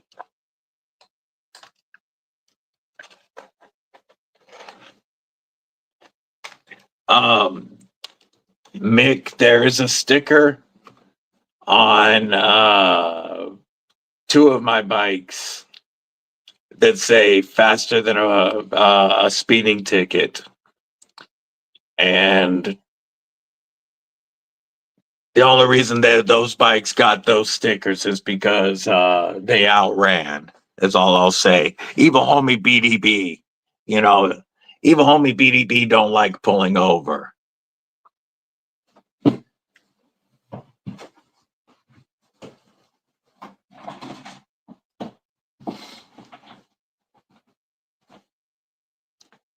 I can't get to them right now. They're on my phone, Sheila. Maybe I'll get some prepared so I can show them next time. Jim Cox, what it do? What it do?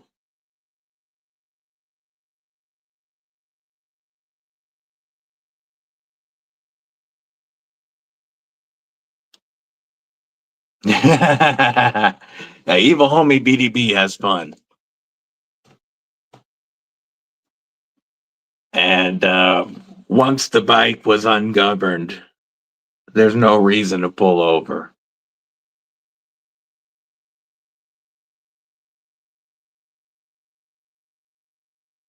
Evil homie BDB's first reaction to the radar detector going off is just to throttle down and go as fast as that bike will go.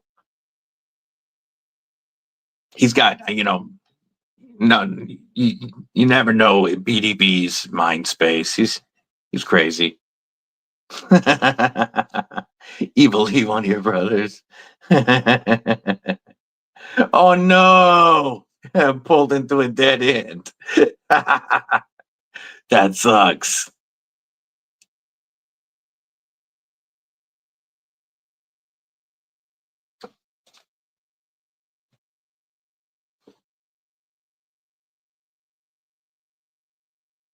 Yeah, they get you. They got you then.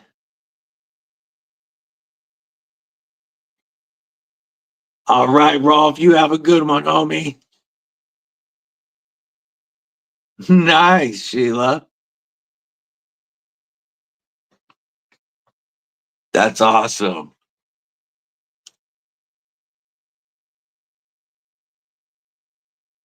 Yeah, drop a gear, disappear.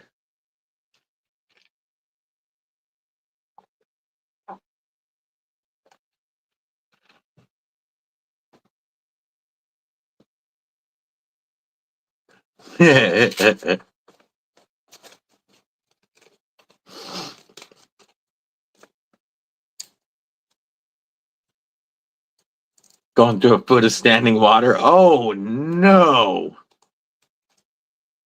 Yeah, that sucks.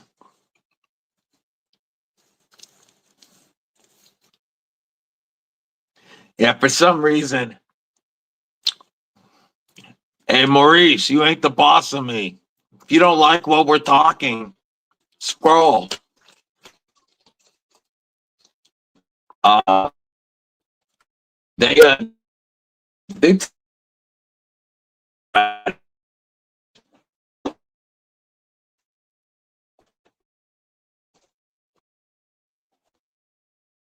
now you want to leave work and ride, of course. I don't blame you. Very cool.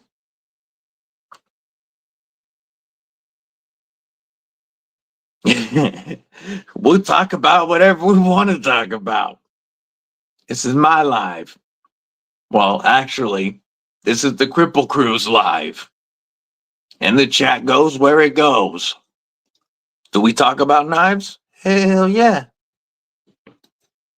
But we also don't do what people tell us to. That's kind of a thing for the whole Kripple Krew.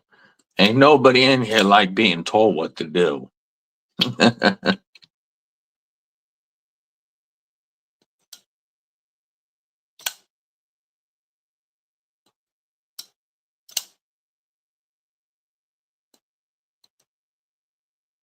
Yeah, there are some awesome trails not too far from us.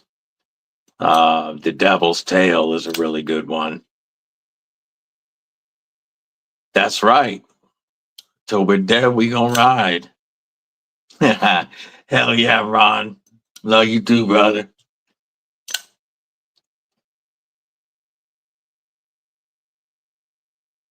Ooh, that's exciting. I'm interested to find out which one you like the best.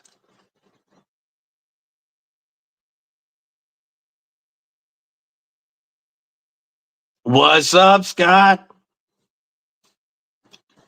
We were taking a look at those production blooms. The green micarta to the right with the wicked blade. So this one, this is the Rosecraft Blades Clinch River button lock. Rosecraftblades.com. Code DBD, or not DBD. That code is RCB Swags for 10% off. These are the Comm D2 Stub 2.0. There's a Comm link in the description. Here, I'll drop the link again. Let me pull up the stubs one more again before you go.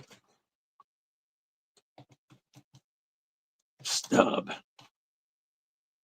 Here, I'll drop a link that has all the stubs from Comm.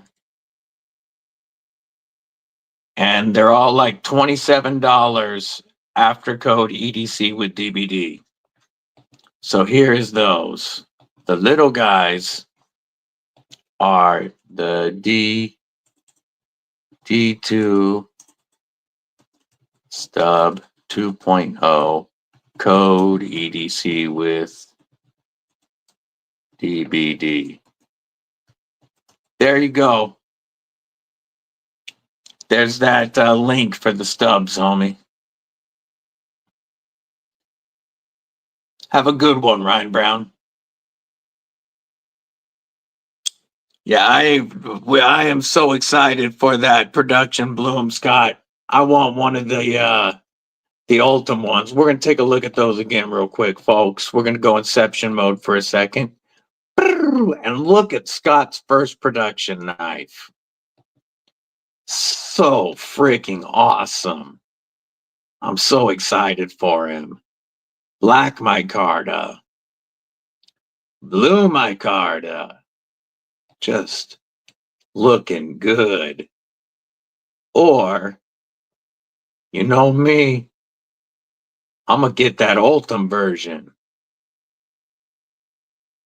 Once I'm not paying $35 for shipping, as soon as these are in the States. Look at that sick maker's mark on that Kubi. That is a production Aries EDC design. And that is so freaking cool to say. So cool to say that.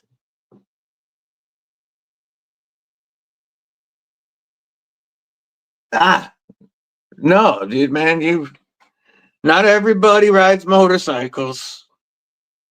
I just can't live without them.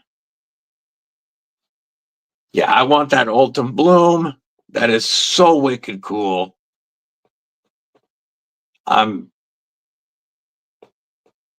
Yeah, but they'll have them here soon.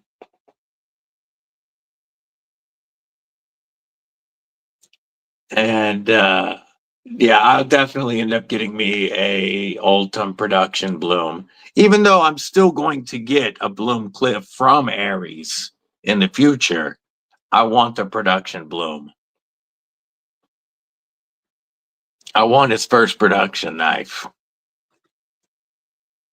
We know it won't be the last, but it'll always be the first. So sick. We also showed off War Room's stubby that he'll be picking up from you this week. So gorgeous. Oh, you know what? We talked about the creep. Let's take a look at that creep real quick. I already had his ready to go. Look at that. Little Damascus neck knife. That'll be on the site when the drop goes live. Here's the batch before etch. Before all those got the beautiful Damascus showing, like War Room stubby right here. There's War Room's new knife. Oh, killing it, Scott. Killing it. And then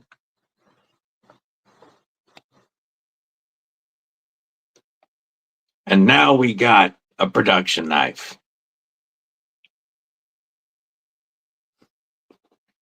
Oh, yes. Yes, we were just showing them, Gabe Harlan. Yeah, the Crow came out awesome. I showed the Crow earlier. I'll pull it up again.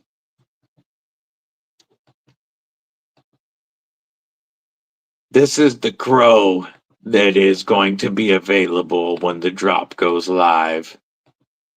That's the Crow. Ooh. That Crow came out so nice. And then there's the Spike. There's War Room Spike. Look at that Alabama Damascus.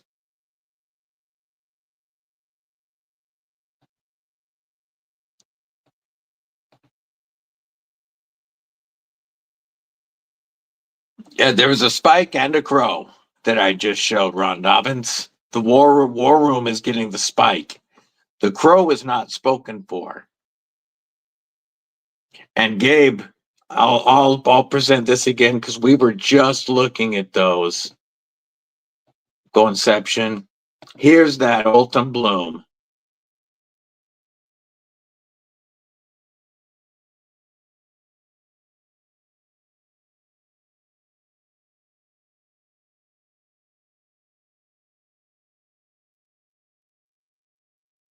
Maybe. Blue micarta. Or black micarta. So freaking cool. Excited for you, Scott. That is awesome, my friend.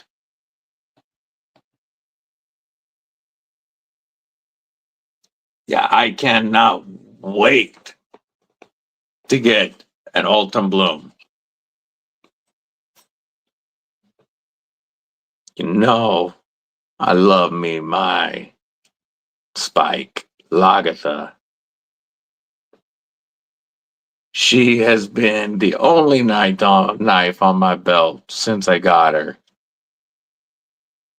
I'm going to have to swap out for that Beaver to carry it for a few days before I review it.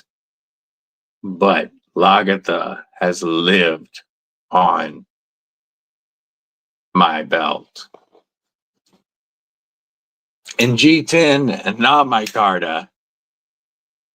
Oh, wow. I'm glad they did micarta. But I'm gonna get the Ultim when they come to the US and you don't have to pay $35 shipping, then I'm gonna get the Ultim.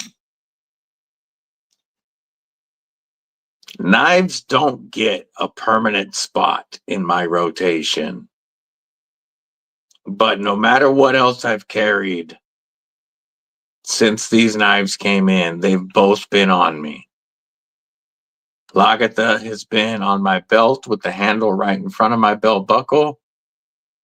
And my Neutron has been in one of my right hand pockets every day, no matter what. Even, I carry multiple other knives that I'm reviewing and knives that I'm carrying just to carry. But these two haven't left my rotation.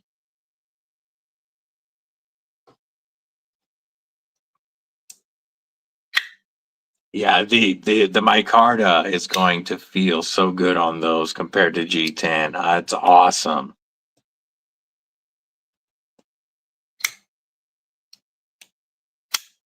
Yeah, my Neutron and Lagatha, I have not been able to part with.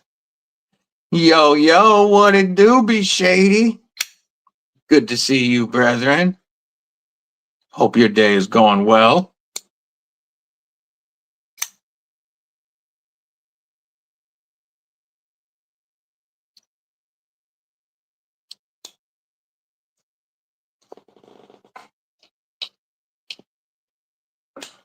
Yesterday when I was riding, I stopped by Muds because I had some knives that he hadn't seen that were in for review. That's awesome, Gabe. Manix 2 is such a great knife. And even though I had brought several knives to show him, I still had those two on me.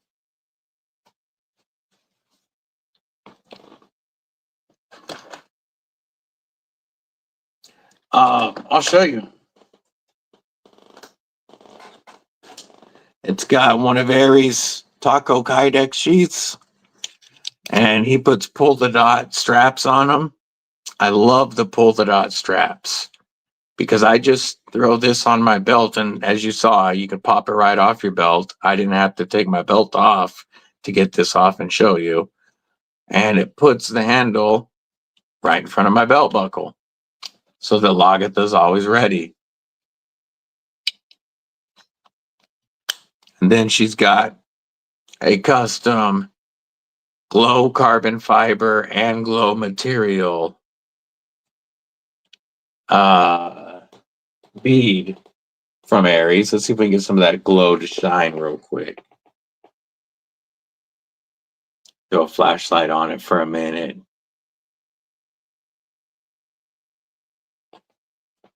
There we go. Now you can see the green glowing inside the carbon fiber. Shining a light. There we go. Look at that. It's still not showing as bright as it really is because of all my lights. But it glows. Like I can see it when it's right now. green as heck. But as soon as I put it under the lights, there'll be some pictures. Faux show. New bearing for the Mannix too? Yeah, yay.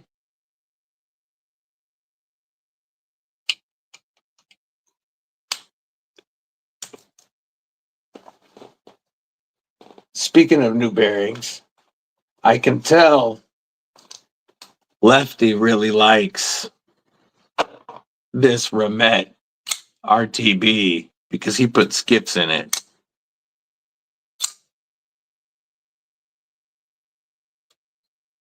Wow, that thing just drops with those skips.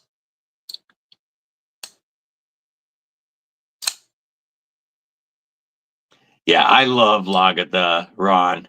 Aries does such amazing work. That was my top grail for the longest time. And I am so glad that I got it.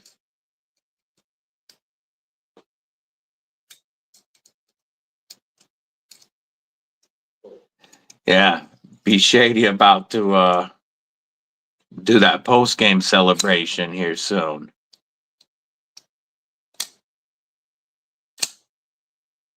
Almost chiefing time.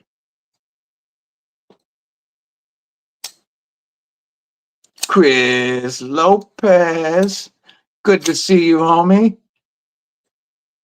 Chris's awesome holy nerd is back on the way to him now. It's going home. That was such a cool knife to check out.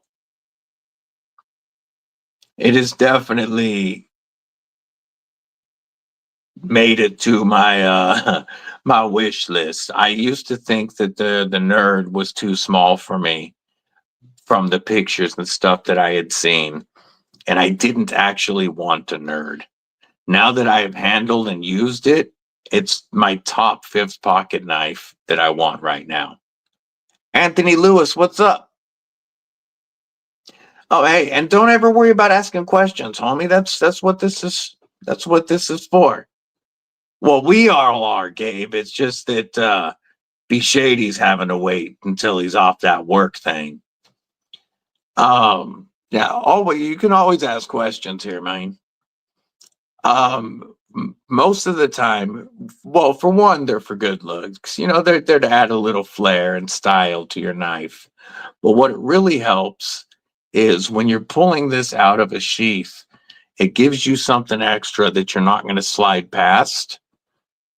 But also on a smaller knife, like my neck knife here, a lanyard gives you more to hold on to. Like this is only a 3-finger knife, and the lanyard actually gives my pinky something to hold on to, so I have a little bit more control. And the beads are the lanyards are to give you more control. The beads look good, but they also stop your hand from sliding.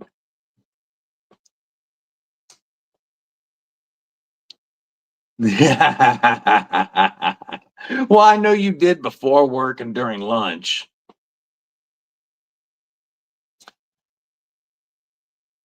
Michael Trenker, you can get booted. I'm not dealing with dumbass like you today. Yeah, like morale patches. They're great they're great to help show off your EDC style, but on a lot of the time the lanyards do serve a purpose. Some people like them because some people just like them on everything. I typically like them on smaller knives, just for a little extra control. And sometimes you can use them if a knife is deep in your pocket. Some people will use them to help pull them out of their pockets. But oftentimes it's just to add a little bit of flair. Glad to have you here, homie. We talk knives and all kinds of other stuff. And I go live minimum 3 times a week and drop content every day, homie. Yay, yay, hell yeah, be shady. Plus, like Ryan Johnson says, if you ever need some cordage, if you need to tie something down or whatever, then you got a little bit of wrap that you can use, some paracord to tie something down. But I personally use a Work Sharp Precision Adjust. I'll show you what I'm talking about.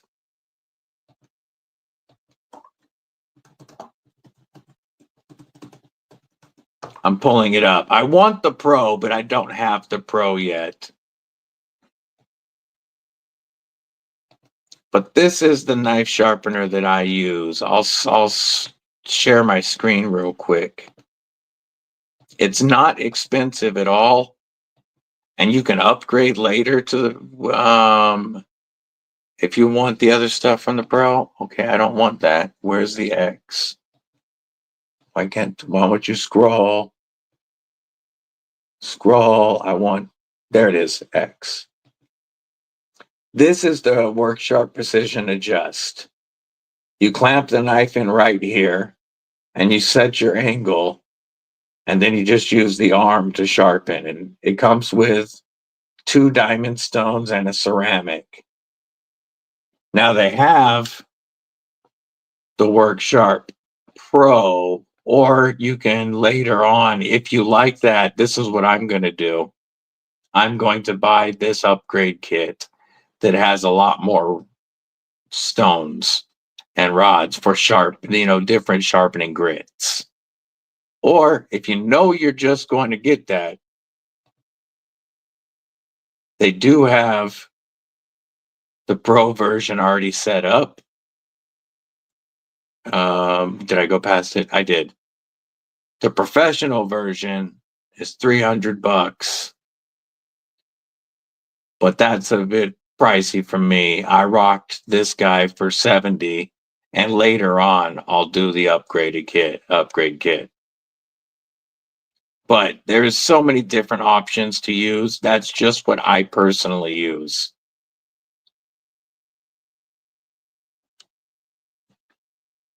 Yeah, you can pull it out, everything and stuff straight from your phone.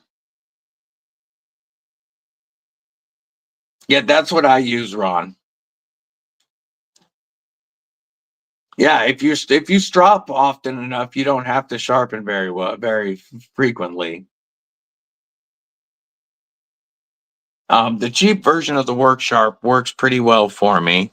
And like I said, later, I'll catch a crazy sale when they drop those down below 100 for the upgrade kit.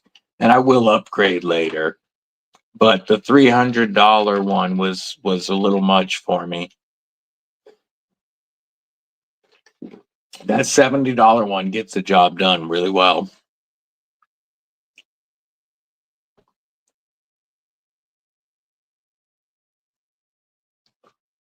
Dropping stuff is really good.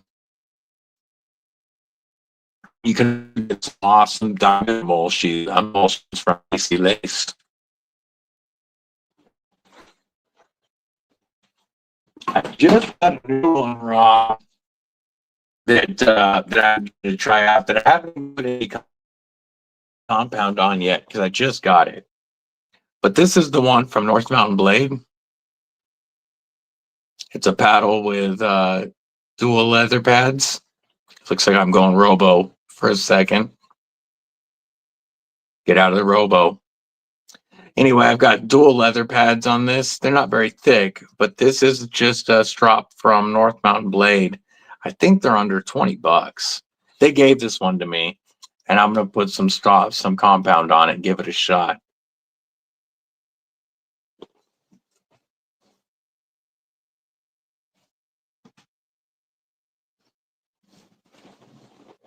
The TS Prof and the Wicked Edge as well are great fixed angle sharpeners, but they are quite a bit more expensive. like $500-600. And I'm not a professional sharpener. I sharpen my own knives. I'm not sharpening knives for other people. I don't need a really big, expensive sharpener.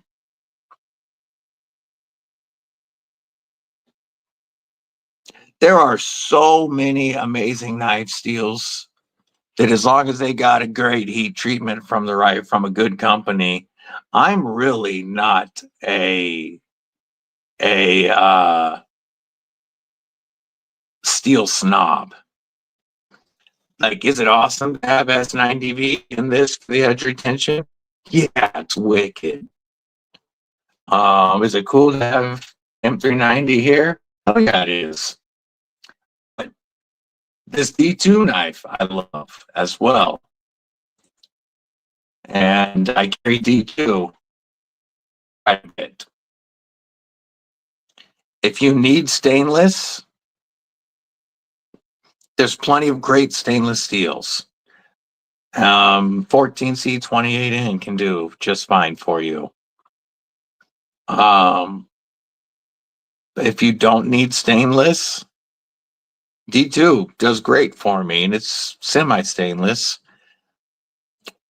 It's awesome to have stuff like S35VN, or, you know, I have Magna Cut. I don't have in my collection yet any Van X or Elmax, even though I want to get some. But that's really just to be able to flex and be like, yo, check out this dope Van X knife. Or, yeah, DLC M390, pimping it. But I don't use my knives in such a way as to really need the super steel properties. I don't need what M390 or Magna Cut gives me. I just like to have it. So I am not a steel snob. I know there are reviewers that are. I would love to try the Rex 121, you know, and again, I would love to have it just to try it. And so I can tell you what my experience with it was. But when I'm putting my carry together for the day, I am not a steel snob at all.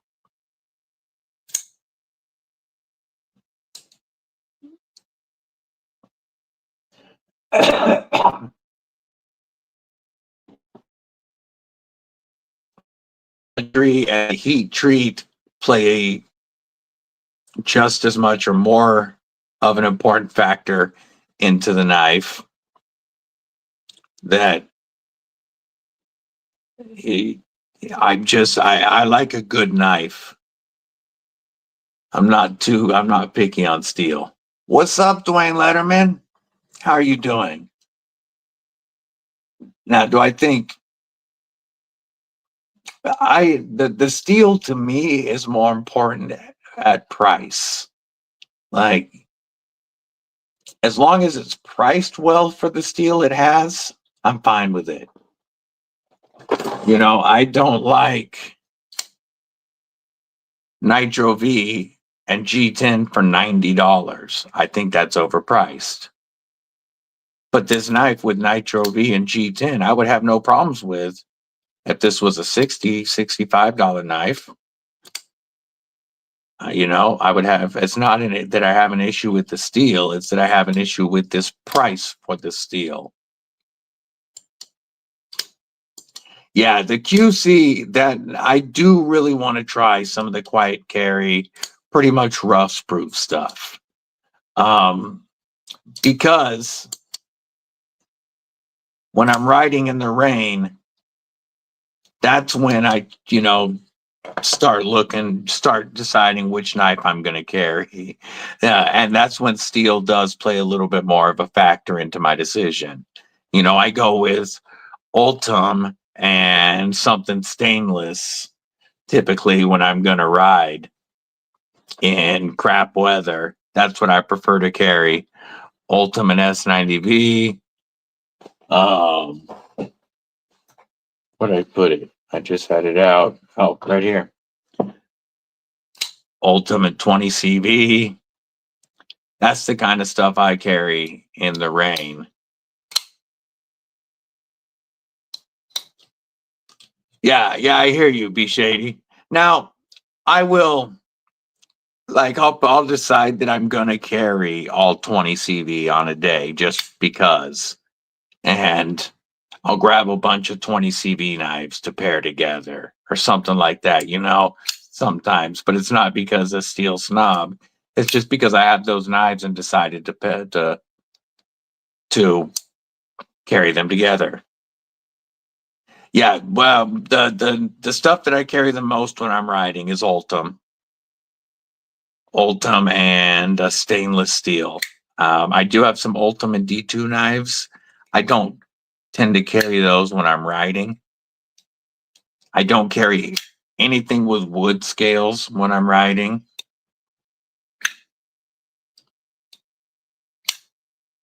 But my number one most carried motorcycle knife is right here. Ultimate MagnaCut. This is my number one. This is my fifth pocket knife when I'm riding. This goes in my fifth pocket. This is the one that gets the wettest during a ride. And I go with Ultim and MagnaCut and a titanium clip. That's a Lynch Northwest titanium clip.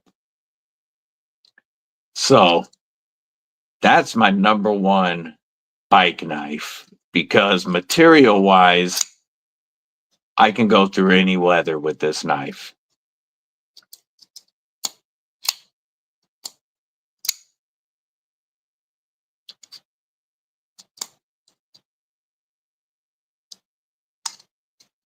So, and it's very, very lightweight.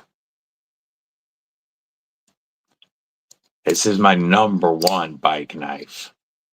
This has been all across the country in my pocket on my bike. My first Ultim knife. First knife that I ordered with Ultim on it, I should say. The very first Ultim knife was my PM2 that I put Ultim scales on. And that one has been carried as well on the bike, but this one gets more carry on the bike. ABW Ultim Model 1 Warncliffe, that's on my grail list. I will get one day. That was one of the first knives to ever make my grail list.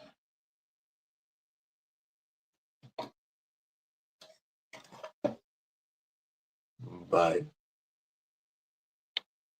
yeah, this one has also gotten some quite a bit of bike time, but not as much as the Deca.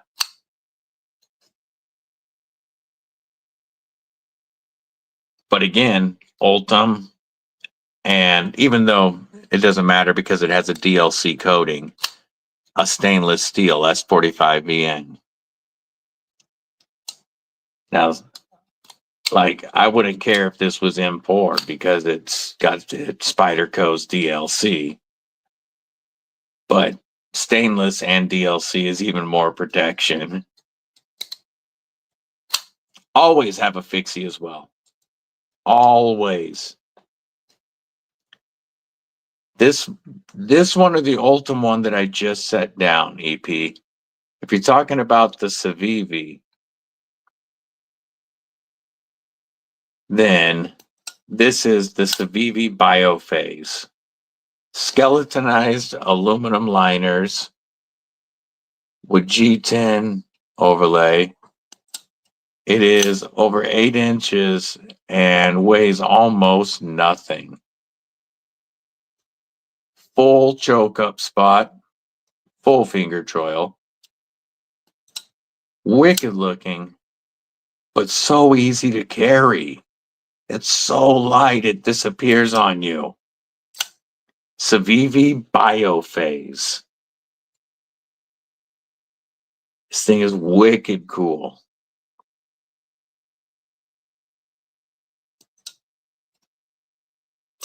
Yeah, that Aries Bloom. We were looking at that earlier. I want that Ultim one so bad. I'm waiting for them to hit the US warehouse, and then I'm going to get an Ultim one. Yeah, this, I didn't think that I was going to care for this because I'm not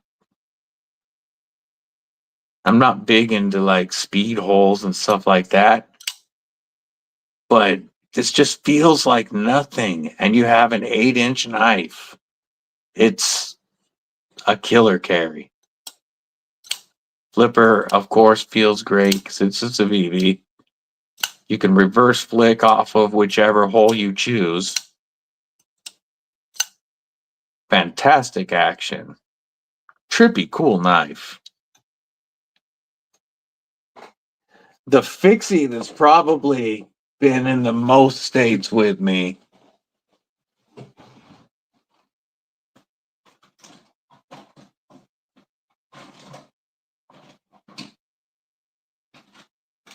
is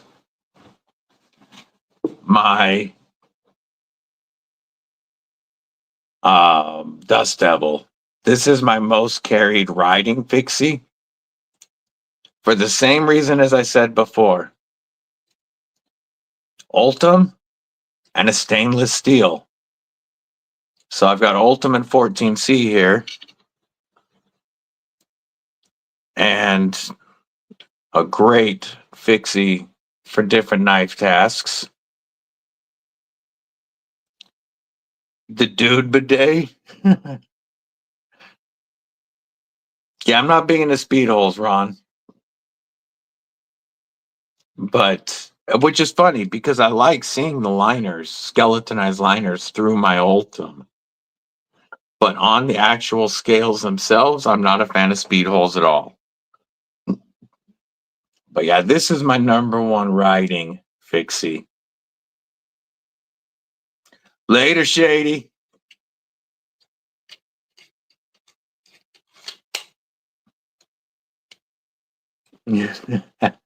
Yeah, but I live with the missus. Is it going to work as well for her?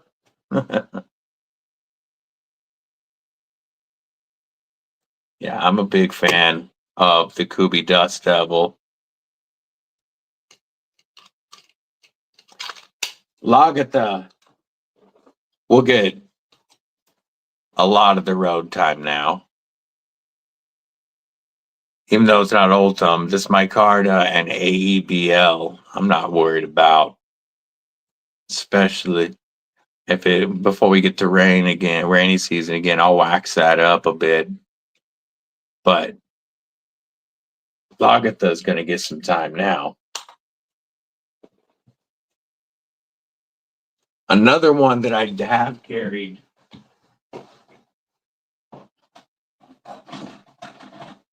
a fair amount on the bike. This was the first one that I got mainly for scout carry for riding. The Elementum fixed blade was the first riding scout carry knife that I really ordered. And this one is 14C or Nitro V. Trying to see. Oh no, this one is D2. Coated D2. But this has been in my back for a lot of rides until I got the Dust Devil and switched it to carrying in front of my belt buckle.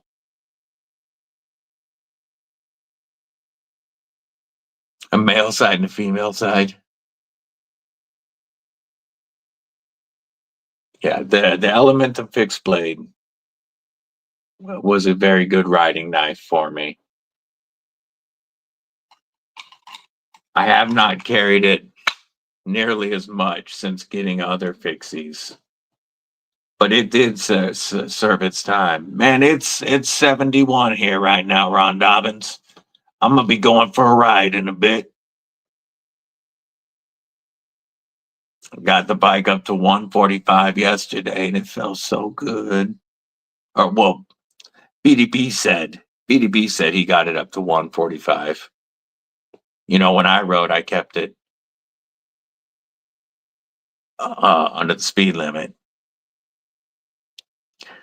Ron Dobbins, when the evil homie BDB rides, the front fairing has two storage compartments that have little pop open doors, one on either side of the road glide fairing.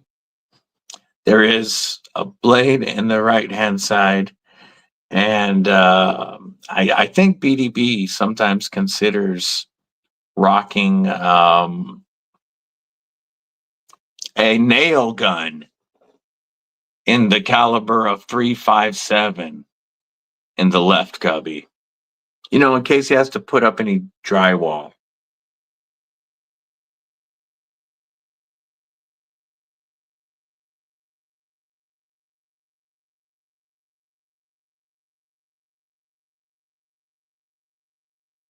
But that's on the left side because, you know, the right hand's throttle.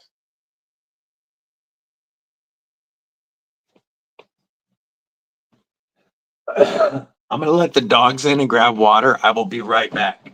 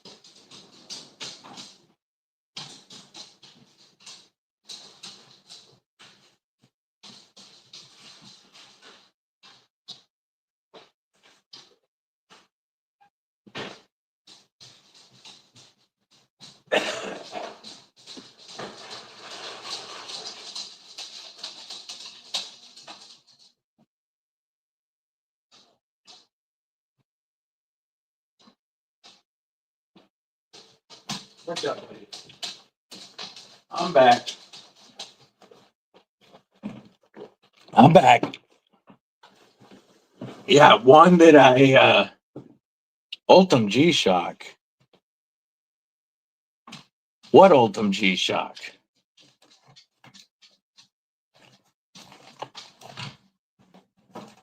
There is one other item that I always have with me when I ride. And that is a G10 Sharpie. Never leave home without a G10 Sharpie. Because these can go places, theoretically, hypothetically, according to evil homie BDB, that other items can't. And don't forget, you can always save 20% on your G10 Sharpies at TakKnives with code EDCwithDBD20.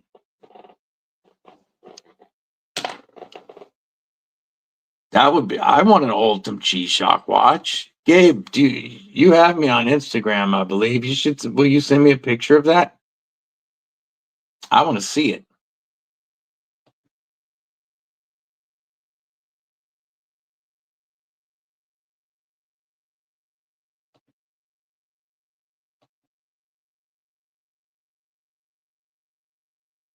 Looks like War Room sent me the collaborate. Oh,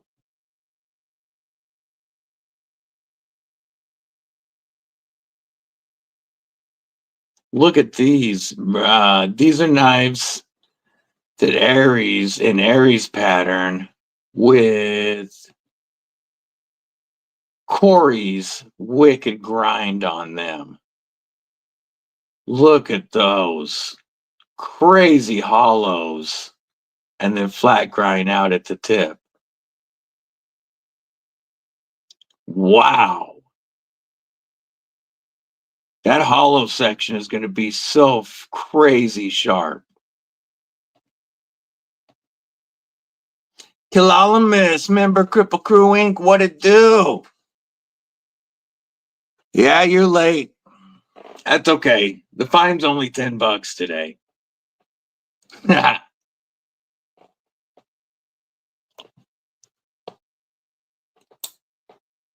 Yeah, that grind on those Aries EDC and Corey collabs are crazy.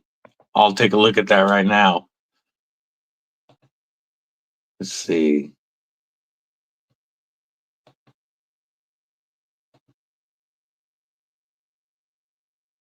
That's not what I was looking for.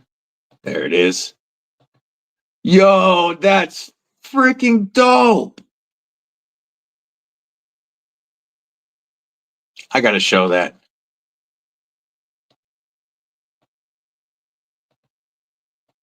I need this. I didn't even know this existed. Look at that Ultim G-Shock watch.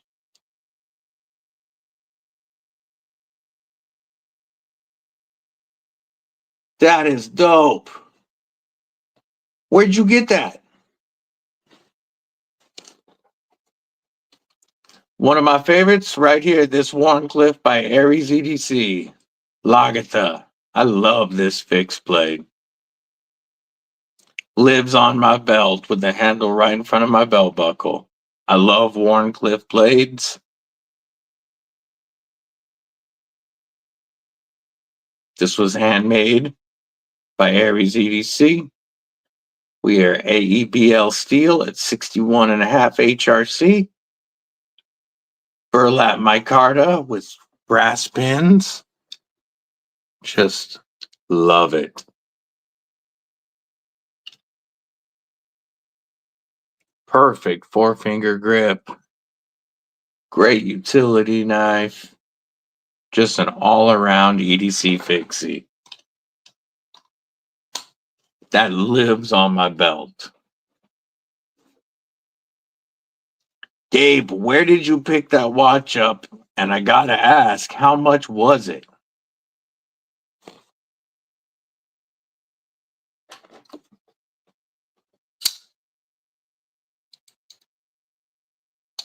This knife is still blowing me away. Mick. Oh, just dropped it on my thumb again. I don't think I got myself that time, but I have multiple times with this because I always forget how smooth it's going to be. It's a frame lock that feels like a button lock on bearings when you unlock it. Like, it's so smooth.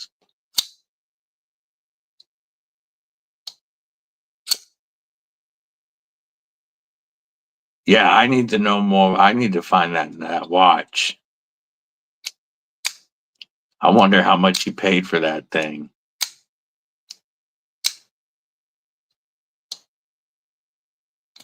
Oh.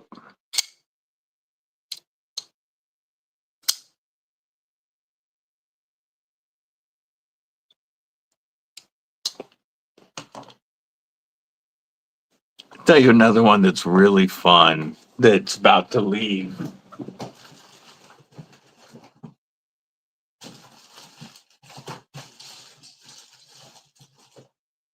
Where did I put it? I just had it out. Man, during a live, I pull out so many knives that I start looking for something. Can never find it. Oh, there it is. Right on my face. This is a wicked, trippy one that is about to get sent back off. But the Griffin from Katuo is sick. One of the best front flippers I've ever seen. It curves back at your finger so that it grabs your finger when you're using it. Or your thumb. Like, oh, my hand was in the way. Then you got those, whoops, blade hole. Why did my thumb stick? There we go. And the reverse flick on a button liner lock. This has been a cool one to check out. But this is going away soon.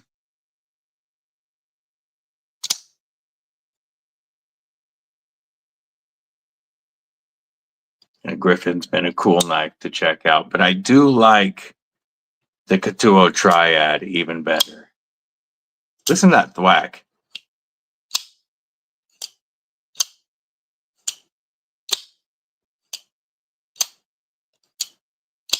With those titanium liners, it just whacks out.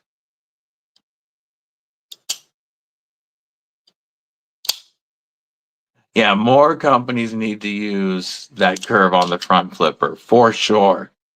It doesn't have to be, it just comes back at you a little bit. And it's so perfect to catch you every time. Like, it's unfailable that way. Your son's name is Griffin? That's cool. The mini Griffin is available right now and it's less money. And this is, this is here.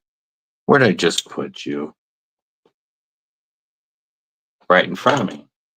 Here is the Cold Steel 8015, which is 8.5 inches.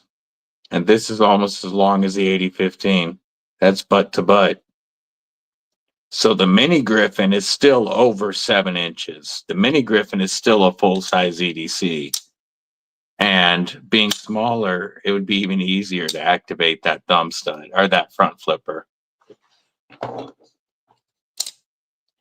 But this Triad is, yeah, the Yakuza is pretty dope.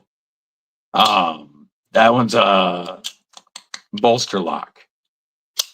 This one is like the Griffin. It's a button liner lock. And it has so much contact when it's locked up that it is rock solid. And you get a real detent ball. Paul Wells, these are like $215, but they're sold out. This one isn't mine. This is here via the pass around with the Griffin and the Kin Onion Carbon Buckhorn, which might be the nicest sub $500 knife I have handled.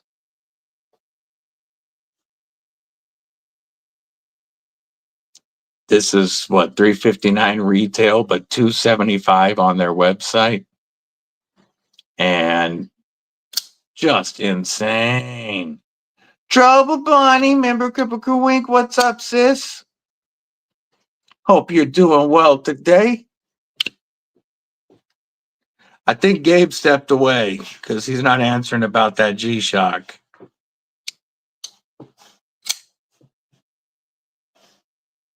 Yeah, this knife is crazy, Paul. I've said it before that when this was released at Blade Show Atlanta last year and it won Collab of the Year, I didn't get it. It didn't do it for me. Getting it in hand, I completely understand now. I mean, this thing is insanely smooth. Crazy. Some of the best action, probably the best action I've ever felt on a frame lock in my life. The thumb studs are ramped and milled just like everything else. Everything on this is milled like crazy. The back spacer, and then even the pocket clip has that dimpling in it, that texture in the milled titanium. Even the lock bar relief cuts have the milling. There we go. Even the lock bar relief cuts are milled.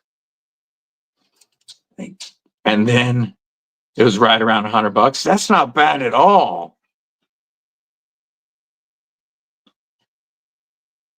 Oh, I was hoping it was actually made of Ultima PEI. That is so cool, though. The Worksharp Precision Adjust doesn't feel cheap to me, but I also haven't used the professional one.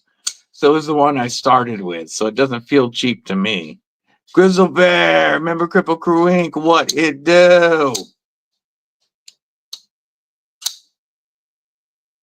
Yeah, it looks like that watch looks like it could be Ultima PEI.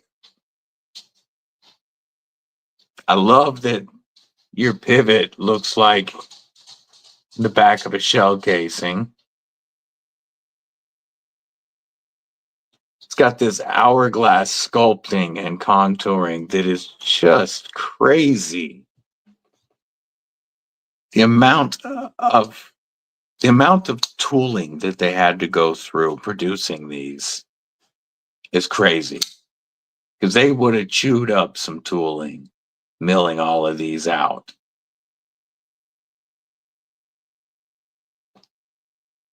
Feature X G-Shock. What is the one that you have actually made of, homie?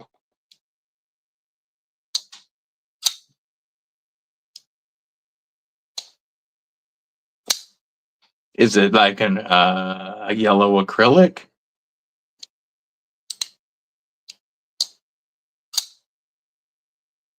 Yeah, this Carbon Knives buckhorn really makes me want to try the aluminum version, because the aluminum version still has all of the milling, but it's like $150, something like that.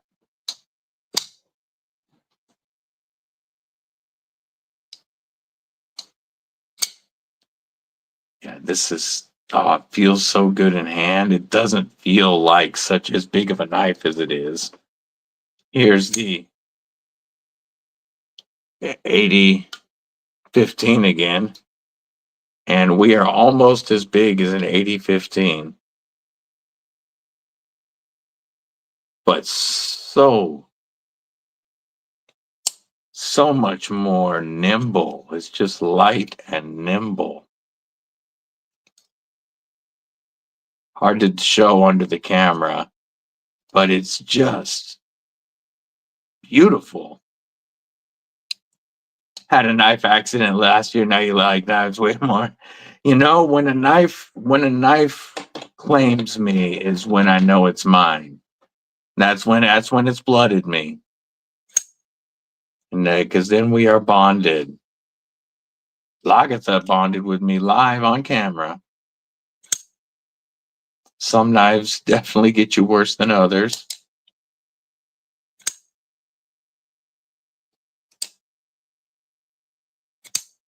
I really wish Cold Steel would do more with the Scorpion lock. I would like to see this on more of an EDC sized, like 7 1/4, 7.5 inch knife. I think I'd like to see one with some different blade shapes.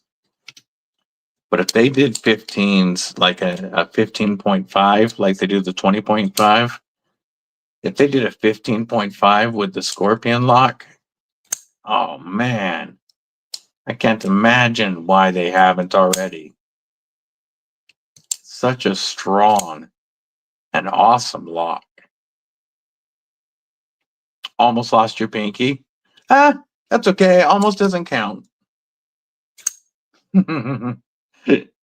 Yeah, it sounds like you got yourself real good. What'd you get yourself with? Deluxe with the bacon Damascus bonded with you last week, and he would have let you keep it.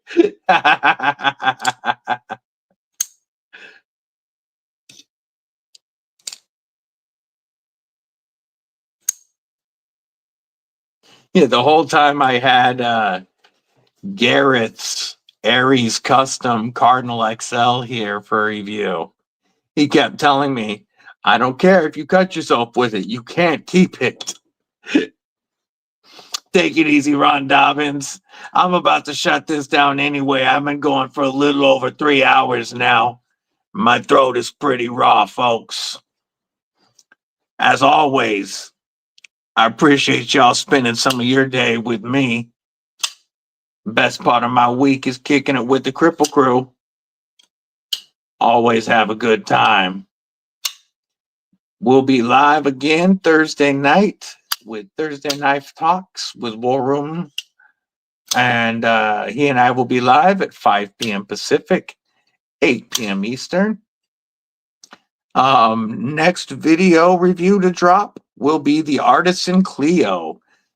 Not only quite possibly might end up being the best fifth pocket knife of the year, but it's already at the very top of my list for ladies' knife of the year.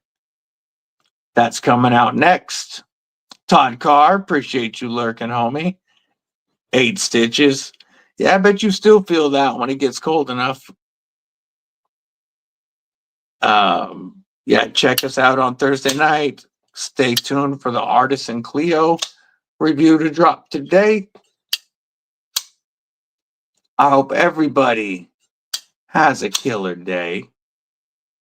Much love to my EDC familia. To any new subscribers, glad to have you here. I hope you enjoy yourself. The Kripple Krew is the best group of folks to kick it with and spend your time. Much love to all of you guys. Stay safe, stay frosty, and most importantly, stay deadly.